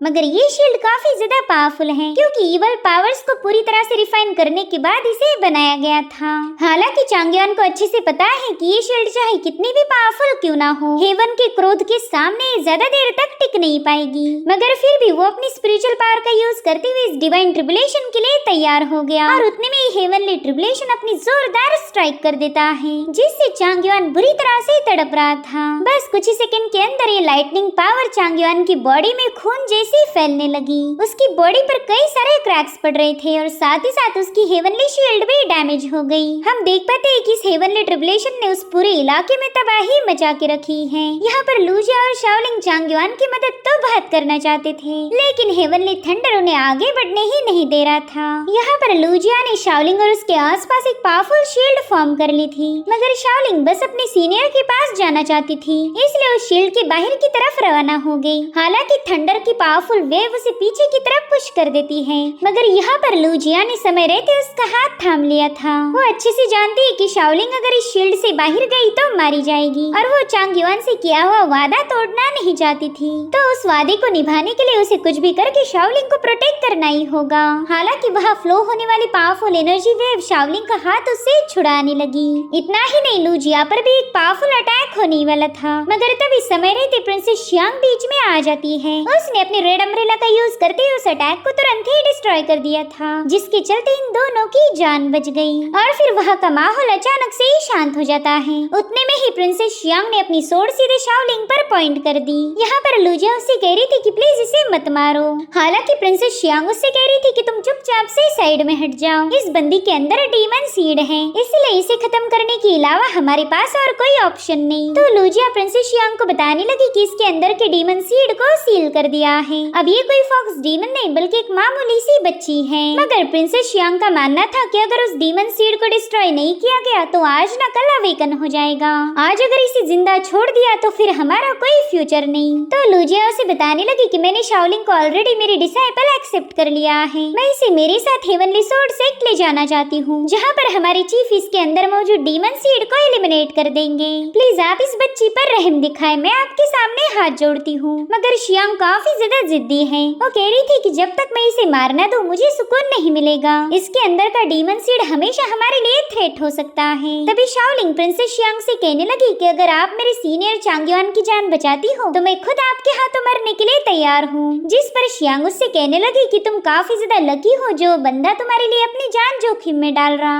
और उतने में ही इन लोगों को चांगयुआन की चीखें सुनाई देती है, जो सुनते साथ ही शाओलिंग ने तुरंत ही प्रिंसेस शियांग की सोर्ड को पकड़ लिया। वो कह रही थी कि मैं नहीं चाहती मेरी वजह से मेरे सीनियर मारे जाएं। प्लीज आप मेरी ये लास्ट विश पूरी कीजिए, मैं अपने सीनियर को मरता हुआ नहीं देख सकती। साथ ही साथ शाओलिंग ने यहाँ पर प्रिंसेस शियांग के सामने अपना सिर पटकना शुरू कर दिया। मगर शियांग काफी ज्यादा स्ट्रॉन्ग थी, वो इतनी आसानी से पिघलने नहीं वाली थी। वहीं दूसरी तरफ हेवनली ट्रिबुलेशन की वजह से चांगयुआन की बॉडी में थंडर समाने लगी। वो काफी तेजी के साथ चांगयुआन की बॉडी को अंदर से डैमेज करने लगी, जिससे तो हम चांगयुआन के दर्द का अंदाजा भी नहीं लगा सकते। और इधर उसकी जूनियर शाओलिंग अभी तक रहम की भीख मांग रही थी कि कोई जाकर उसकी सीनियर की मदद करे। यहाँ पर चांगयुआन की बॉडी धीरे धीरे सुन पड़ने लगी। वो कह रहा था कि शायद इस बार मैं डेफिनेटली मारा जाऊंगा। और फिर अचानक से चांगयुआन की आंखें बंद हो जाती हैं। जब उसने अपनी आंखें खोली तब उसके सामने दो और कल्टीवेटर्स थे, जो कि स्पेशली चांगयुआन से मिलने आए हैं। इधर शाओलिंग की हालत लूजिया से बिल्कुल देखी नहीं जा रही थी। वो प्रिंसेस शियांग को बता रही थी कि चांगयुआन ने इसे बचाने के लिए उसके इनर डीमन ट्रिबुलेशन में इंटरफेयर किया। अगर चांगयुआन सही समय पर उसके डीमन सीड को सप्रेस नहीं करता तो बताओ क्या तुम इसे रोक पाती? नहीं, हम दोनों भी इसे रोक नहीं पाते। अगर हम दोनों भी जिंदा बचे हैं तो वो सिर्फ चांगयुआन की वजह से। जिस पर शियांग कह रही थी कि अगर चांगयुआन उस डीमन सीड को सप्रेस नहीं भी करता तो भी मैं खुद इसे मार देती। जिस पर लूजिया कह रही थी हाँ तुम इसे मार सकती थी, लेकिन फिर ये हेवनली ट्रिबुलेशन तुम्हारी इंपीरियल सिटी पर अटैक कर देता। न जाने कितने सारे लोग इस थंडर की वजह से मारे जाते। चांगयुआन ने यहाँ पर सिर्फ शाओलिंग की ही जान नहीं बचाई बल्कि उसने तुम्हारी पूरी इंपीरियल सिटी को प्रोटेक्ट किया है। अगर तुम्हारे दिल में अपने मासूम लोगों के लिए जरा भी रहम है तो उनके खातिर शाओलिंग को जिंदा छोड़ो। वो बंदा खुद को सैक्रिफाइस करके भी इस सिटी को और उसकी जूनियर को प्रोटेक्ट करने के लिए तैयार है, इसलिए तुम भी उसकी जूनियर को नुकसान नहीं पहुंचा सकती। अब लूजिया की बातों पर क्या जवाब दिया जाए ये प्रिंसेस शियांग की समझ नहीं आ रहा था और उतने में वहाँ की बेल बजने लगती है। तो शाओलिंग तुरंत ही अपनी सीनियर चांग युआन की तरफ रवाना होने लगी, लेकिन उतने में ही प्रिंसेस शियांग अपनी सोड पावर का यूज करते हुए उसे वहीं पर बेहोश कर देती है। यहाँ पर प्रिंसेस शियांग के पास शाओलिंग को खत्म करने का मौका तो था, लेकिन फिर भी उसने ऐसा नहीं किया। तो लूजिया इसके लिए तुरंत ही उसका शुक्रिया अदा करने लगी, मगर प्रिंसेस शियांग कह रही थी कि मैंने तो बस इसे बेहोश इसलिए किया ताकि ये अपने सीनियर की लाश देखकर खुद पर का कंट्रोल न खो दे। अगर ऐसा हुआ तो इसके अंदर का डिमोनिक सीड दोबारा से अवेकन हो जाएगा। तो लूजिया उससे कहने लगी कि तुम चाहे कितनी भी बेरहम पर्सन होने का दावा क्यों ना करो, तुम वैसी हो ही नहीं। मैं जानती हूँ कि तुम भी काफी ज्यादा इमोशनल हो, बस अपने इमोशंस को हाइड करना तुम्हें अच्छे से आता है। और अब हम चांग युआन को देख पाते जो कि पूरी तरह से घायल हो चुका था। बस एक और स्ट्राइक और उसका खेल खत्म हो जाएगा। और तभी वो दोनों बंदे एक होकर उसके सामने आ गए। दरअसल वो चांग युआन के ही फॉर्म्स थे। उसमें से एक फॉर्म बड़ी प्यारी सी स्माइल करते हुए उसे हाय बोलने लगा। वो कह रहा था कि प्लीज मेरी जूनियर शाओलिंग का तुम अच्छे से ख्याल रखना। दरअसल ये है शाओलिंग का रियल सीनियर जो कि इस सिटी में आते ही मारा गया था। वो बता रहा था कि उस रात मेरी सोल पूरी तरह से शैटर्ड हो गई। मैं तो उसी वक्त समझ गया था कि अब मेरी सोल को रिपेयर नहीं किया जा सकता, इसलिए मैंने अपनी मौत को गले लगा लेना चाहिए। लेकिन उतने में ही तुमने मेरी बॉडी में एंटर किया। तुम्हारी वजह से मेरे सोल फ्रेगमेंट सरवाइव कर पाए, साथ ही मैं माइंड स्पेस में ही छुप गया था। मुझे तो ऐसा लगा था कि मैं हमेशा उसी सी ऑफ कॉन्शियसनेस में समाया रहूंगा, लेकिन आज इस सेलेस्टियल थंडर ने उससे बाहर आने में मेरी मदद की। आज मैं फाइनली उस बॉडी से आजाद हो चुका हूँ और इसीलिए हम दोनों की भी मुलाकात हो पाई। प्लीज मेरी जूनियर शाओलिंग का ख्याल रखना और तुम दोनों हमेशा खुश रहो। वही दूसरी तरफ लूजिया प्रिंसेस शियांग से कहने लगी कि मेरे ख्याल से तीनों थंडर स्ट्राइक हो चुकी है, तो फिर अभी तक यहाँ का मौसम क्लियर क्यों नहीं हुआ। और ये सब प्रिंसेस शियांग को भी काफी ज्यादा अजीब लग रहा था, इसलिए वो लूजिया को वहीं पर रोक कर कैटास्ट्रॉफी चेक करने चली गई। वही दूसरी तरफ चांग युआन का एक और फॉर्म उसे बता रहा था कि बस एक बॉडी और उसमें 3 सोल, ये हेवन कभी भी टॉलरेट नहीं कर सकता। इनफैक्ट एक बॉडी में बस एक ही सोल होनी चाहिए। अगर मल्टीपल सोल रही तो ये फिर अर्थ एंड हेवन के नियमों के खिलाफ हो जाएगा। और यही वजह थी कि हेवनली ट्रिबुलेशन तुम्हें मारना चाहता था। दरअसल मैं तुम्हारी ही प्रीवियस लाइफ हूँ, मेरे साथ चलो, मैं तुम्हें सब कुछ एक्सप्लेन करूंगा। अब यहाँ पर हमें वो दिन दिखाया जाता है जब चांग युआन ने पहली बार टाविस टेम्पल को ज्वाइन किया था। वहाँ के सभी सीनियर उससे मिलकर काफी ज्यादा खुश थे क्योंकि चांग युआन काफी शरारती और सबसे छोटा था। अब यहाँ पर हमें दिखाया जाता है कि वो सभी सीनियर जानबूझकर चांग युआन को बुली कर रहे। वो ये सब इसलिए कर रहे थे कि ताकि चांग युआन स्ट्रॉन्ग बन पाए। वो उससे काफी कड़ी मेहनत करवाते रहते ताकि उसकी बॉडी पूरी तरह से टेम्पर हो जाए। सबने अपना अपना नॉलेज उसके साथ शेयर किया। शुरू में तो चांग युआन सबके हाथों मार खाता, लेकिन फिर धीरे धीरे करके वो भी मजबूत बनने लगा। और फिर एक दिन ऐसा भी आया कि चांग युआन के सभी सीनियर्स हेवन में असेंड हो गए। वैसे तो चांग युआन इनके मुकाबले काफी छोटा था, लेकिन फिर भी उसने इस लेवल को अचीव कर लिया। आज वो भी अपने सीनियर्स के साथ हेवन में असेंड होने वाला था, लेकिन जैसे वो अपनी सोड पर सवार होकर वहाँ से रवाना होने ही वाला था कि तभी उसे अपने मास्टर की आवाज आई। अब यहाँ से कहानी दोबारा प्रेजेंट टाइम में आते हुए बंदा चांग युआन से पूछने लगा कि अगर तुम मेरी प्रीवियस लाइफ के चांग युआन हो और वो बंदा भी चांग युआन था तो फिर मैं कौन हूँ। जिस पर चांग युआन का फॉर्म बताने लगा कि मैं ही तुम हो, साथ ही साथ वो छोटा सा टाविस भी तुम हो, मगर आज के बाद तुम सिर्फ अकेले रहोगे, तुम्हें अकेले ही खुद का ख्याल रखना पड़ेगा। यहाँ पर चांग युआन उससे कह रहा था कि पता नहीं तुम ऐसे मुश्किल वक्त में पहेलियां क्यों बुझा रहे। जिस पर वो बंदा कहने लगा कि अब तुम कोई टाविस नहीं बल्कि खुद की मर्जी के मालिक हो। शायद आज ही हमारी आखिरी मुलाकात होगी, लेकिन जाने से पहला मैं तुम्हें एक मिशन देना चाहता हूँ। तुम्हें कुछ भी करके हमारे मास्टर को ढूंढना होगा। अब ये सुनकर चांग युआन काफी ज्यादा सरप्राइज्ड हो गया। उसका फॉर्म उसे बता रहा था कि कई सालों से मुझे बस एक ही विजन नजर आता है जहाँ पर काले रंग का सितारों का समंदर है। अगर उसे केयरफुली देखा जाए तो उसमें हजारों लाखों मरे हुए सितारे हैं, बस उनमें से कुछ चंद सितारे ही चमक पाते। उनमें से कुछ सितारे तो ऐसा लगता है कि कि अपनी जान बचाने के लिए स्ट्रगल कर रहे हैं। वो अपनी रोशनी को इमिट करना चाहते हैं लेकिन फिर भी ऐसा नहीं कर पा रहे। चांगयुआन को ये सारी बातें काफी ज्यादा स्ट्रेंज लग रही थी, साथ ही साथ वो हद से ज्यादा कंफ्यूज हो गया। वो अपने फॉर्म से पूछ रहा था कि आखिर सी ऑफ स्टार्स है क्या, इसका कोई ना कोई ओरिजिन जरूर होगा। तो चांगयुआन का फॉर्म उसे बताने लगा कि दरअसल इसे डोमेन ऑफ डेड स्टार्स भी कहा जाता है। इस डोमेन में जो फ्लोट कर रहे हैं वो सिर्फ सितारे ही नहीं बल्कि इनके अंदर कुछ स्पिरिट स्वैलोअर्स भी मौजूद हैं। दरअसल स्पिरिट स्वैलोअर्स ये टर्म भी चांगयुआन के लिए काफी ज्यादा न्यू थी। तभी उसका फॉर्म उसे बताने लगा कि शायद ये विजन हमारे मास्टर ने भी देख लिए थे। दरअसल इन सितारों के दरमियान कुछ मरे हुए कल्टीवेटर्स भी हैं और सिर्फ हमारी मास्टर इस मिस्ट्री को सुलझा सकती, इसलिए तुम्हें कुछ भी करके मास्टर को ढूंढना ही होगा। वेल यहाँ पर चांगयुआन सोच रहा था कि पता नहीं वो टाओइस्ट टेम्पल है कहाँ पर। अगर वो इस टेम्पल तक पहुँच जाए तो शायद उसके मास्टर को ढूंढ सकता था, और अगर मैंने उन्हें ढूंढ भी लिया तो फिर उसके बाद क्या, मैं आखिर उनसे क्या कहूँगा। जहाँ तक मुझे याद है पिछली बार उन्होंने मुझे खत्म कर दिया था, मैंने उन पर ट्रस्ट किया और उन्होंने मुझे बेरहमी से खत्म कर दिया। सच बताओ तो मैं हमेशा अपने मास्टर से दूर रहता आया हूँ, मैं बिल्कुल भी उनसे मिलना नहीं चाहता, इसलिए प्लीज इतना बड़ा मिशन मुझे मत दो। हालांकि चांगयुआन के फॉर्म की सोच पूरी तरह से अलग थी। वो कहता है कि जहाँ तक मैं मास्टर को जानता हूँ वो कभी अपनी लाइफ में फेल नहीं हुई। उन्होंने अपनी लाइफ में कई सारे चैलेंजेस को फेस किया है लेकिन कभी हार नहीं मानी। मैं अच्छे से जानता हूँ कि उन्होंने चांगयुआन को खत्म कर दिया था, मगर चांगयुआन तो अभी तक जिंदा है। अगर तुम जिंदा हो तो फिर मैं जिंदा हूँ, यानी कि मास्टर ने हमें मारा ही नहीं था। उन्होंने आज तक जो भी किया उसके पीछे हमेशा एक वजह रही। ऐसा भी हो सकता है कि उन्होंने तुम पर अटैक इसलिए किया ताकि तुम बच पाओ। खैर अब हमें यहाँ से निकलना होगा। और हाँ, ये हमारी आखिरी मुलाकात थी, इसके बाद हम दोनों तुम्हें कभी नजर नहीं आएंगे। और हाँ, एक बात हमेशा याद रखना, हमारी मास्टर कभी भी अपने अटैक में फेल नहीं हुई थी। अगर तुम उनके अटैक में घायल हुए तो ये समझ लो उन्होंने जानबूझकर तुम्हें खत्म नहीं किया। हमारी मास्टर को ढूंढो और फिर ये सारी मिस्ट्री रिजॉल्व हो जाएंगी। जिसके बाद वो दोनों फॉर्म हेवन की तरफ रवाना हो गए। यहाँ पर चांगयुआन उन्हें रोकने की पूरी कोशिश कर रहा था, मगर वो दोनों फॉर्म सीधे उस ट्रिबुलेशन के सामने जाकर खड़े हो गए। दरअसल ये ट्रिबुलेशन इसलिए नहीं हटा था क्योंकि चांगयुआन के पास 3 सोल्स हैं और जब तक वो दोनों सोल्स खुद को सैक्रिफाइस नहीं करेगी ये ट्रिबुलेशन नहीं हटने वाला।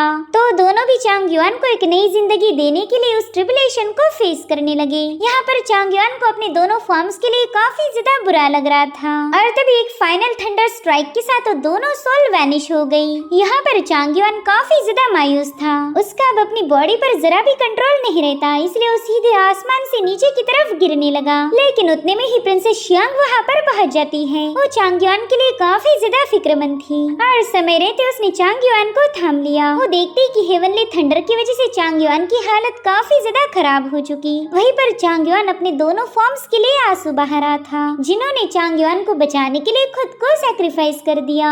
प्रिंसेस शियांग चांगयुआन को देखने आई थी। वो अपना हाथ आगे बढ़ाते हुए चांगयुआन को चेक करने वाली थी कि तभी चांगयुआन ने उसका हाथ पकड़कर उसे अपनी तरफ खींच लिया। साथ ही होश में आते ही चांगयुआन ने प्रिंसेस शियांग का नाम लिया, जो सुनते ही वो काफी ज्यादा सरप्राइज्ड हो गई। उससे पूछ रही थी कि होश में आते ही तुमने मेरा नाम पुकारने की जरूरत कैसे की? मेरे ख्याल से अभी भी तुम्हें थोड़ी नींद की जरूरत है। उसकी आवाज सुनते ही चांगयुआन अपनी आंखें खोल लेता है और प्रिंसेस शियांग को अपने इतने करीब देखकर काफी ज्यादा पैनिक हो गया, इसीलिए वो शियांग को दूर पुश करते हुए उसका शुक्रिया अदा करने लगा। शियांग उससे कह रही थी कि मुझे तो ये समझ नहीं आ रहा उस थंडर ट्रिबुलेशन में तुम सरवाइव कैसे कर पाए। जिस पर चांगयुआन बता रहा था कि मुझे तो लगा था मैं मारा जाऊंगा, लेकिन शायद मेरी किस्मत अच्छी थी जो मैं जिंदा बच गया। यहाँ पर शियांग उससे कहती है कि तुम्हारी टैक्टिक काफी ज्यादा अमेजिंग थी, तुमने थंडर ट्रिबुलेशन से ओवरकम करते हुए अपनी जूनियर की बॉडी में मौजूद डिमोनिक एनर्जी को भी सप्रेस कर दिया। अगर सच बताओ तो तुम मुझे काफी ज्यादा इंटरेस्टिंग लगे। जिसके बाद वो अपनी झूठी चाय चांगयुआन को सर्व करती है। यहाँ पर चांगयुआन शाओलिंग को लेकर काफी ज्यादा परेशान था, तो प्रिंसेस उसे बताने लगी कि तुम शाओलिंग की फिक्र मत करो, लूजिया उसका ख्याल रख रही। जो सुनते साथ ही चांगयुआन थोड़ा सा रिलैक्स हो गया। शियांग कहने लगी कि मुझे लूजिया ने बताया था कि वो तुम्हें और तुम्हारी जूनियर शाओलिंग को अपना डिसाइपल बनाना चाहती थी, लेकिन तुमने उसका डिसाइपल बनने से मना किया। क्या तुम इसके पीछे की वजह मुझे बता सकते हो? जिस पर चांगयुआन कह रहा था कि किसी को अपना मास्टर बनाना कोई आसान काम नहीं होता, हमें उस पर्सन के सामने अपना पूरा डेडिकेशन देना पड़ता, और इसीलिए मैं ये फैसला जल्दबाजी में नहीं लेना चाहता। और वैसे भी मैं बुरी तरह से घायल हूँ, इसलिए मुझे नहीं लगता कि कोई मुझे अपना डिसाइपल एक्सेप्ट करेगा। जिस पर शियांग कह रही थी कि तुम तो रहने दो, मैं अच्छे से जानती हूँ तुम कितने ज्यादा टैलेंटेड हो, बस मसला तो ये है कि तुम अपनी पावर शो करने से हेजिटेट करते हो। वैसे तुमने डीमन सीड को सप्रेस करते हुए हमारी जाओ स्टेट को प्रोटेक्ट किया है, इसलिए अब तुम हमारी सिटी के हीरो बन चुके हो। इसलिए तुम जो चाहे वो रिवॉर्ड मुझसे मांग सकते हो। लेकिन चांगयुआन ने इसके लिए मना कर दिया। हालांकि शियांग कह रही थी ना, रिवॉर्ड तो तुम्हें लेना ही पड़ेगा वरना लोग मुझे ताने मारेंगे। तो बताओ तुम्हें गोल्ड चाहिए, सिल्वर चाहिए या कोई सीक्रेट टेक्निक? जिस पर चांगयुआन ने उसे ऐसी बात बोल दी कि प्रिंसेस शियांग के होश ही उड़ गए। उससे कह रहा था कि रिवॉर्ड के तौर पर मुझे तुम चाहिए। जो सुनकर तो प्रिंसेस शियांग को गुस्सा भी आ रहा था और हंसी भी। जिसके बाद तुरंत ही चांगयुआन के करीब जाकर उसके साथ फ्लर्ट करने लगी। वो कह रही थी कि चलो अगर दम है तो मुझे क्लेम करो। हालांकि चांगयुआन तो उसके पास आते ही काफी ज्यादा पैनिक हो गया। शियांग उससे कहने लगी कि तुम तो अपनी जूनियर शाओलिंग के सामने काफी अच्छे बंदे बनते हो, लेकिन अब पता चला कि तुम्हारे दिल में तो चोर है। जो सुनते साथ ही चांगयुआन नाराज हो गया। वो कह रहा था कि मैं हमेशा दूसरों के साथ सिंसियरली ही बिहेव करता हूँ। यहाँ पर प्रिंसेस शियांग की हरकतें देखकर अब चांगयुआन को उससे ही डर लगने लगा। वहीं पर शियांग कह रही थी घबराओ मत, मैं तुमसे शादी नहीं करने वाली क्योंकि मैं ऑलरेडी एंगेज्ड हूँ। जो सुनते ही चांगयुआन थोड़ा सा सरप्राइज्ड हो गया और तुरंत ही शियांग से उसके फियांसे के बारे में पूछने लगा। मगर शियांग कह रही थी ना, मैं भी उसके बारे में कुछ नहीं जानती। ये एंगेजमेंट तो मेरी माँ ने फिक्स की थी। यहाँ पर चांगयुआन को अपनी पास्ट की बातें याद आने लगी। उसे भी एक रिश्ता आया था, लेकिन चांगयुआन ने उस लड़की के बारे में जाने बिना ही उसे ठुकरा दिया। अब यहाँ पर चांगयुआन प्रिंसेस से कह रहा था कि इस खबर को सुनकर तो कईयों के दिल टूट जाएंगे। अभी लोग बात कर ही रहे थे कि तभी शाओलिंग वहाँ पर आ जाती है। उसने तो चांगयुआन को होश में आता हुआ देखकर प्रिंसेस शियांग को धक्का मारती हुई सीधे उसके गले लग गई। यहाँ पर शियांग भी कबाब में हड्डी नहीं बनना चाहती थी, इसलिए वो चांगयुआन को अपने बर्थडे की दावत में इनवाइट करते हुए वहाँ से चली गई। इधर शाओलिंग रोते हुए अपने सीनियर से माफी मांगने लगी। वो कह रही थी कि मेरी ही वजह से आप मरने वाले थे। जिस पर चांगयुआन कह रहा था कि तुम मेरी जूनियर हो, इसलिए तुम्हें मुझसे माफी मांगने की कोई जरूरत नहीं। अगर तुम्हारे साथ कुछ गलत हो रहा है तो मेरा काम है तुम्हें प्रोटेक्ट करना। अब तुम ही बताओ, मैं अपनी जूनियर को डीमन बनते हुए कैसे देख सकता था? जो सुनते साथ ही शाओलिंग ने कस के उसे अपने गले लगा लिया और ये सब देखकर प्रिंसेस शियांग को भी जेलसी हो रही थी। यहाँ पर चांगयुआन शाओलिंग को बताता है कि वो डीमन सीड अभी भी तुम्हारी बॉडी में मौजूद है, इसीलिए तुम्हें हमेशा केयरफुल रहना होगा वरना वो डीमन सीड दोबारा से तुम्हारी बॉडी को पजेस कर सकता है। और अगर ऐसा हुआ तो मैं भी तुम्हारी हेल्प नहीं कर पाऊंगा क्योंकि मैं काफी ज्यादा कमजोर हो चुका। अब ये सीन यहीं पर कट होकर हम लूजिया को देख पाते हैं जो कि अपनी इंटरनल इंजुरीज को हील करने की कोशिश कर रही थी, मगर वो इसमें लगातार फेल होने लगी क्योंकि फॉक्स डीमन ने दी हुई इंजुरीज काफी ज्यादा ग्रेव थी। साथ ही उसे याद आता है कि चांगयुआन ने ही पिछली बार उसे हील किया था, तो शायद इस बार भी वही उसकी मदद कर पाएगा। उतने में ही लूजिया को प्रिंसेस शियांग का इन्विटेशन मिला। दरअसल प्रिंसेस शियांग ने अपनी जन्मदिन की दावत में उसे भी इन्वाइट किया था। इतना ही नहीं, प्रिंसेस शियांग ने अपनी दोस्त तांगयुन और उसके हस्बैंड को भी इस दावत में इन्वाइट किया। वेल, ये बंदा पहले स्टेट का एम्परर था, लेकिन शियांग ने फिर उससे उसकी गद्दी छीन ली। अब अगले दिन हमें इंपीरियल हॉल का सीन दिखाया गया जहाँ पर कई सारे मेहमान इस दावत को अटेंड करने पहुंच चुके हैं। साथ ही हम प्रिंसेस शियांग का रॉयल कॉस्ट्यूम भी देख पाते जो कि उस पर काफी ज्यादा जच रहा था। यहाँ पर प्रिंसेस शियांग अपने साथ चांगयुआन, लूजिया और शाओलिंग को भी लेकर आई थी। चांगयुआन को देखकर तो कई सारे लोग सरप्राइज्ड हो गए कि ये बंदा यहाँ पर क्या कर रहा है। तो प्रिंसेस शियांग ने बता दी थी कि इन तीनों ने फॉक्स डीमन को सप्रेस करके इस टाउन को बचाने में मेरी मदद की है, इसलिए आज ये तीनों हमारे ऑनरेबल गेस्ट होंगे। साथ ही प्रिंसेस ने ये भी अनाउंस किया कि जिन और राओ स्टेट हमारे जाओ स्टेट को डिस्ट्रॉय करना चाहते थे, इसलिए उन्होंने मेरी मदर को टारगेट करते हुए उन्हें खत्म कर दिया। इतना ही नहीं, उन्होंने पैलेस के अंडरग्राउंड में मौजूद फॉक्स डीमन को भी आजाद कर दिया था और फिर रेड परिंदे के साथ मिलकर उस फॉक्स डीमन ने हमारे शहर में तबाही मचा दी। मगर ये तो अच्छा हुआ कि लूजिया और चांगयुआन ने मेरी मदद की। इन दोनों के बगैर तो मैं कभी उस फॉक्स डीमन को हरा नहीं सकती थी। उतने में ही कमांडर सॉन्ग उस रेड परिंदे के बारे में पूछने लगा, तो प्रिंसेस शियांग बताती है कि उस परिंदे को हमने इंपीरियल सिटी से बैनिश कर दिया है। जो सुनते साथ ही पुराना एम्परर तुरंत ही शियांग के सामने अपना सिर झुकाने लगा। वो प्रिंसेस शियांग से कह रहा था कि आप काफी ज्यादा वाइज और पावरफुल हो, आपने ही हमारी जाओ स्टेट को बचा लिया। जिस पर प्रिंसेस शियांग कह रही थी कि इस क्रेडिट की हकदार मैं नहीं बल्कि मेरी मदर है। मैंने वही किया जो उन्होंने मुझे सिखाया था, उन्हीं की वजह से जाओ स्टेट अभी भी एग्जिस्ट करता, वरना ये शहर तो कप का मिट्टी में मिल जाता।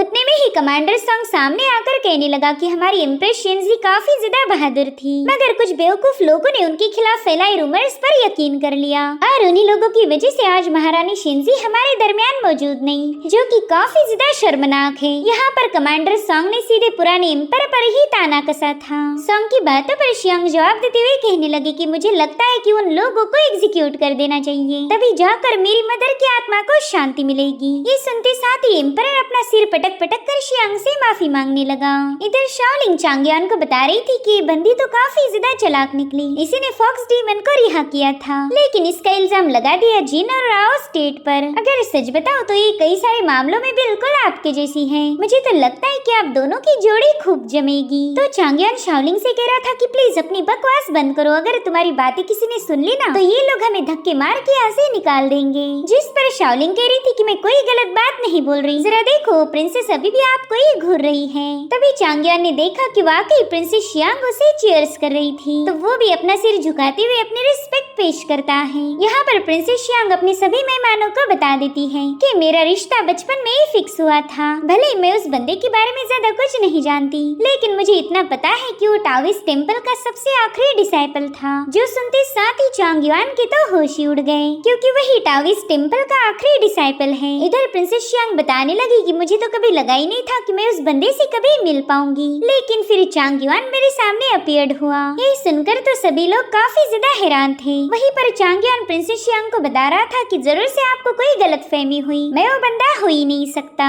जिस पर शियांग कहने लगे कि तुम्हारी बातें, तुम्हारी एबिलिटीज और तुम्हारी मार्शल आर्ट काफी ज्यादा एक्स्ट्राऑर्डिनरी है। इतना ही नहीं, तुमने हमेशा परफेक्ट टाइम पर एंट्री मारी, इसलिए मुझे नहीं लगता कि मेरा अंदाजा गलत था। और वैसे भी मुझे मेरी मदर ने बताया था कि जो भी मेरी किस्मत में लिखा है वो तो होके रहेगा। जिस पर चांगयान कहने लगा कि हाँ, आपकी मदर एम्प्रेस शिंजी काफी ज्यादा महान थी, लेकिन भला वो मेरे जैसे बंदे को आपके लिए क्यों चुनेगी। यहाँ पर शाओलिंग चांगयान को धीरे से बता रही थी कि प्लीज अब और कुछ मत बोलना, वरना ये बंदी आपका जीना हराम कर देगी। इधर प्रिंसेस शियांग चांगयान से कह रही थी कि तुमने डीमन सीड को सप्रेस कर दिया, साथ ही साथ थंडर ट्रिबुलेशन से भी ओवरकम कर लिया। एक ऐसा ट्रिबुलेशन था जिसमें पावरफुल से पावरफुल लोग भी फेल हो जाते, मगर तुमने उसे काफी अच्छे से हैंडल किया। इसलिए बताओ, तुम ये दावे के साथ कैसे कह सकते हो कि तुम मेरे फियांसे नहीं? क्या तुमने इस मैरिज कॉन्ट्रैक्ट को पढ़ा भी है? अब चांगयान उस मैरिज कॉन्ट्रैक्ट को देख के ही थोड़ा सा सरप्राइज हो गया, क्योंकि बचपन में उसे ऐसा ही कॉन्ट्रैक्ट दिखाया गया था, जिसे पढ़ने से पहले ही चांगयान ने शादी के लिए मना कर दिया था। इसलिए वो प्रिंसेस शियांग से रिक्वेस्ट करता है कि क्या प्लीज आप ये कॉन्ट्रैक्ट मुझे दिखा सकती हो। जो सुनकर प्रिंसेस शियांग को हंसी आ रही थी, जिसके बाद वो चांगयान के पास जाकर कहने लगी कि मैं जानती हूँ तुम्हारे काफी सारे सीक्रेट्स हैं, भले इस मैरिज कॉन्ट्रैक्ट पर तुम्हारा नाम हो या किसी और का हो, मैं सिर्फ इस पन्ने को देखकर शादी नहीं करने वाली। ये सब सुनकर चांगयान को थोड़ा सा बुरा लग रहा था। साथ ही प्रिंसेस शियांग दिल ही दिल में कहने लगी कि ये लो, मैंने सबके सामने तुम्हारे साथ रिश्ता तोड़ दिया है। मुझे लगा था कि मैं तुम्हारे चेहरे पर कोई एक्सप्रेशन देख पाऊंगी, लेकिन तुम तो बहुत ही शांत हो। यहाँ पर प्रिंसेस शियांग चांगयान को ट्रिगर करना चाहती थी, लेकिन वो इसमें बुरी तरह से फेल हो गई। उतने में ही चांगयान प्रिंसेस शियांग से कहता है कि क्या मैं बस एक बार इस कॉन्ट्रैक्ट को देख सकता हूँ। तो प्रिंसेस शियांग उसके हाथ में वो कॉन्ट्रैक्ट थमाने वाली थी, लेकिन एकदम लास्ट मोमेंट पर आकर उसने अपना इरादा बदल दिया। उससे कहने लगी कि अभी मैरिज कॉन्ट्रैक्ट ज्यादा मैटर नहीं करता, अगर मेरी मदर ने तुम्हें मेरे लिए चुना था तो मैं जानना चाहती हूँ कि तुम में ऐसी कौन सी खास बात थी जो कि मेरी मदर को तुम इतनी ज्यादा पसंद आए। यहाँ पर चांगयान उससे पूछ रहा था कि आप एग्जैक्टली कहना क्या चाहती हो। एक तरफ आप ये बोल रही हो कि आपको मुझसे शादी नहीं करनी, और वही दूसरी तरफ आपको मेरी एबिलिटीज के बारे में जानना है। इसलिए आप एक काम कीजिए, मुझे क्लियरली बता दीजिए कि आपको मुझसे क्या चाहिए। तो प्रिंसेस शियांग ने भी बिना हेजिटेट किए जवाब दिया कि मैं तुम्हारे साथ बैटल करना चाहती हूँ। अब ये सुनकर हॉल में मौजूद सभी लोग काफी ज्यादा शॉक हो गए, मगर चांगयान को प्रिंसेस शियांग के साथ फाइट करने में जरा भी दिलचस्पी नहीं थी, इसलिए उसने मुकाबला शुरू होने से पहले ही हार मान ली।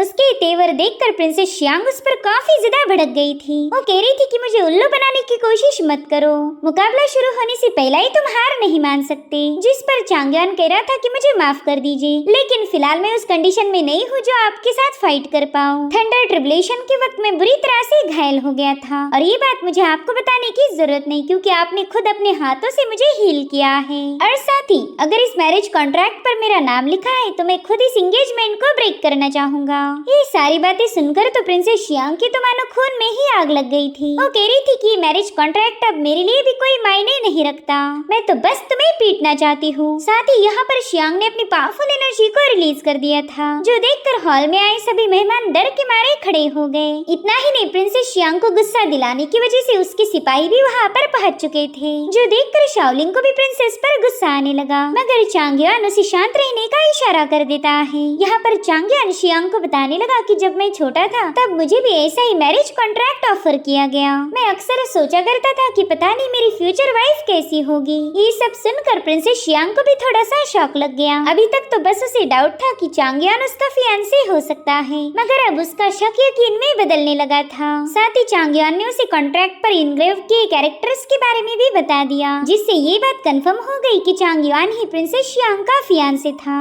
इधर चांगयान को पुरानी बातें याद करने से काफी ज्यादा तकलीफ होने लगी। वहीं पर शियांग उससे एक आखिरी बार पूछने लगी कि क्या वाकई तुम मेरे साथ एंगेजमेंट ब्रेक करना चाहते हो, जिस पर चांगयान ने हाँ में जवाब दिया। और ये सुनकर तो लूजिया और शाओलिंग काफी ज्यादा हैरान हो गई। उसने खुद प्रिंसेस शियांग को रिजेक्ट किया था। हालांकि प्रिंसेस शियांग अपनी मदर की इच्छा को तोड़ना नहीं चाहती थी, इसलिए वो चांगयान को एक आखिरी मौका देती है। वो उससे कहती है कि तुम अभी तक कल्टीवेशन की प्रोफाउंड रैम तक भी नहीं पहुँचे, लेकिन फिर भी मेरी मदर ने तुम्हें मेरे लिए सिलेक्ट किया था, इसलिए मुझे पूरा यकीन है कि तुम आगे चलकर काफी ज्यादा स्ट्रॉन्ग बनोगे।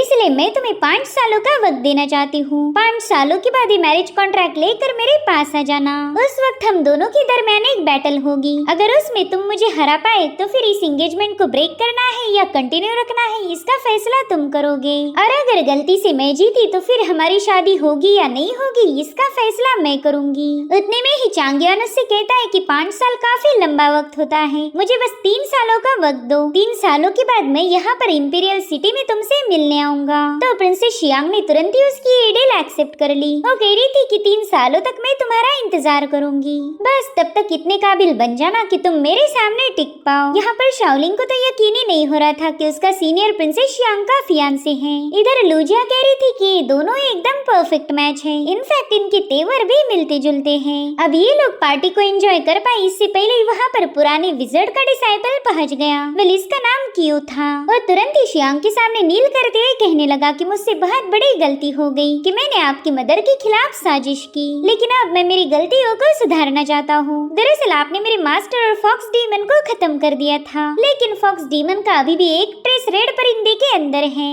और वो मुझे बता रहा था कि वो इस जाओ स्टेट को पूरी तरह से बर्बाद कर देगा। तो प्लीज मैं आपसे रिक्वेस्ट करता हूँ कि आप उसका मुकाबला कीजिए, क्योंकि आपके अलावा कोई और उसे मार नहीं सकता। ये सब सुनते साथ ही लूजिया तुरंत ही फाइट के लिए तैयार हो गई। वहीं पर प्रिंसेस शियांग उस बंदे से पूछ रही थी कि तुम्हें इस बारे में कैसे पता चला। तो क्यू उसे बताता है कि दरअसल वो परिंदा खुद मुझसे मिलने आया था। उसे लग रहा था कि मैं आपके खिलाफ और अभी भी मेरे मास्टर का बदला लेना चाहता, इसलिए उसने मुझे अपनी सारी प्लानिंग बता दी।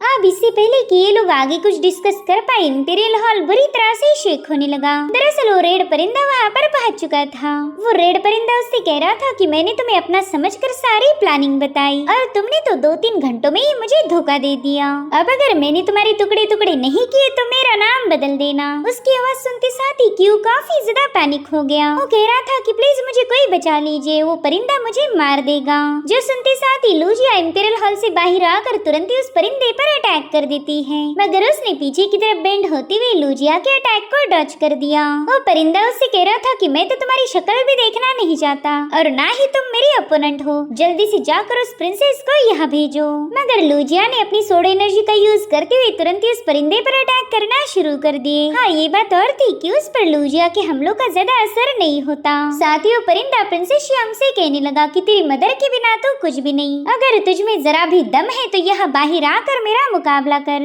उसकी बातें सुनकर प्रिंसेस शियांग काफी ज्यादा भड़क गई थी, इसलिए वो तुरंत ही अपनी रेड अम्ब्रेला उठाकर वहाँ से जाने लगती है। हालांकि चांग युआन ने उसे रोक लिया तो प्रिंसेस शियांग उसे गुस्से में पूछने लगी कि तुम मेरा रास्ता क्यों रोक रहे हो, मुझे अभी जाकर उस परिंदे को जवाब देना है। जिस पर चांग युआन जवाब देते हुए कहने लगा कि मुझे यहाँ पर कुछ गड़बड़ी महसूस हो रही। जैसा कि तुम्हें पता है रेड परिंदे का कल्टीवेशन इतना हाई नहीं कि वो लू जिया का मुकाबला कर पाए। साथ ही साथ पिछली बार हुई बैटल में वो बुरी तरह से घायल हो गया था, तो ये पॉसिबल ही नहीं कि वो लू जिया का मुकाबला कर पाए। लेकिन फिर भी वो यहाँ आकर तुम्हें प्रोवोक करने की कोशिश कर रहा, वो जानबूझकर तुम्हें हॉल से बाहर बुला रहा। इसका सीधा मतलब ये होगा कि वो परिंदा हमें फंसाना चाहता है, जरूर से उसका कोई दूसरा ही मोटिव होगा। यहाँ पर शाओलिंग काफी केयरफुली इन दोनों की बातें सुन रही थी और उतने में ये लोग देखते हैं कि क्यू जो कि मासूम बनकर इनके पास आया था असल में वही एक विलन है। वो इन लोगों पर हमला करने के लिए तैयार हो चुका था, जो देखते साथ ही प्रिंसेस शियांग सीधे उसकी तरफ रवाना हो गई।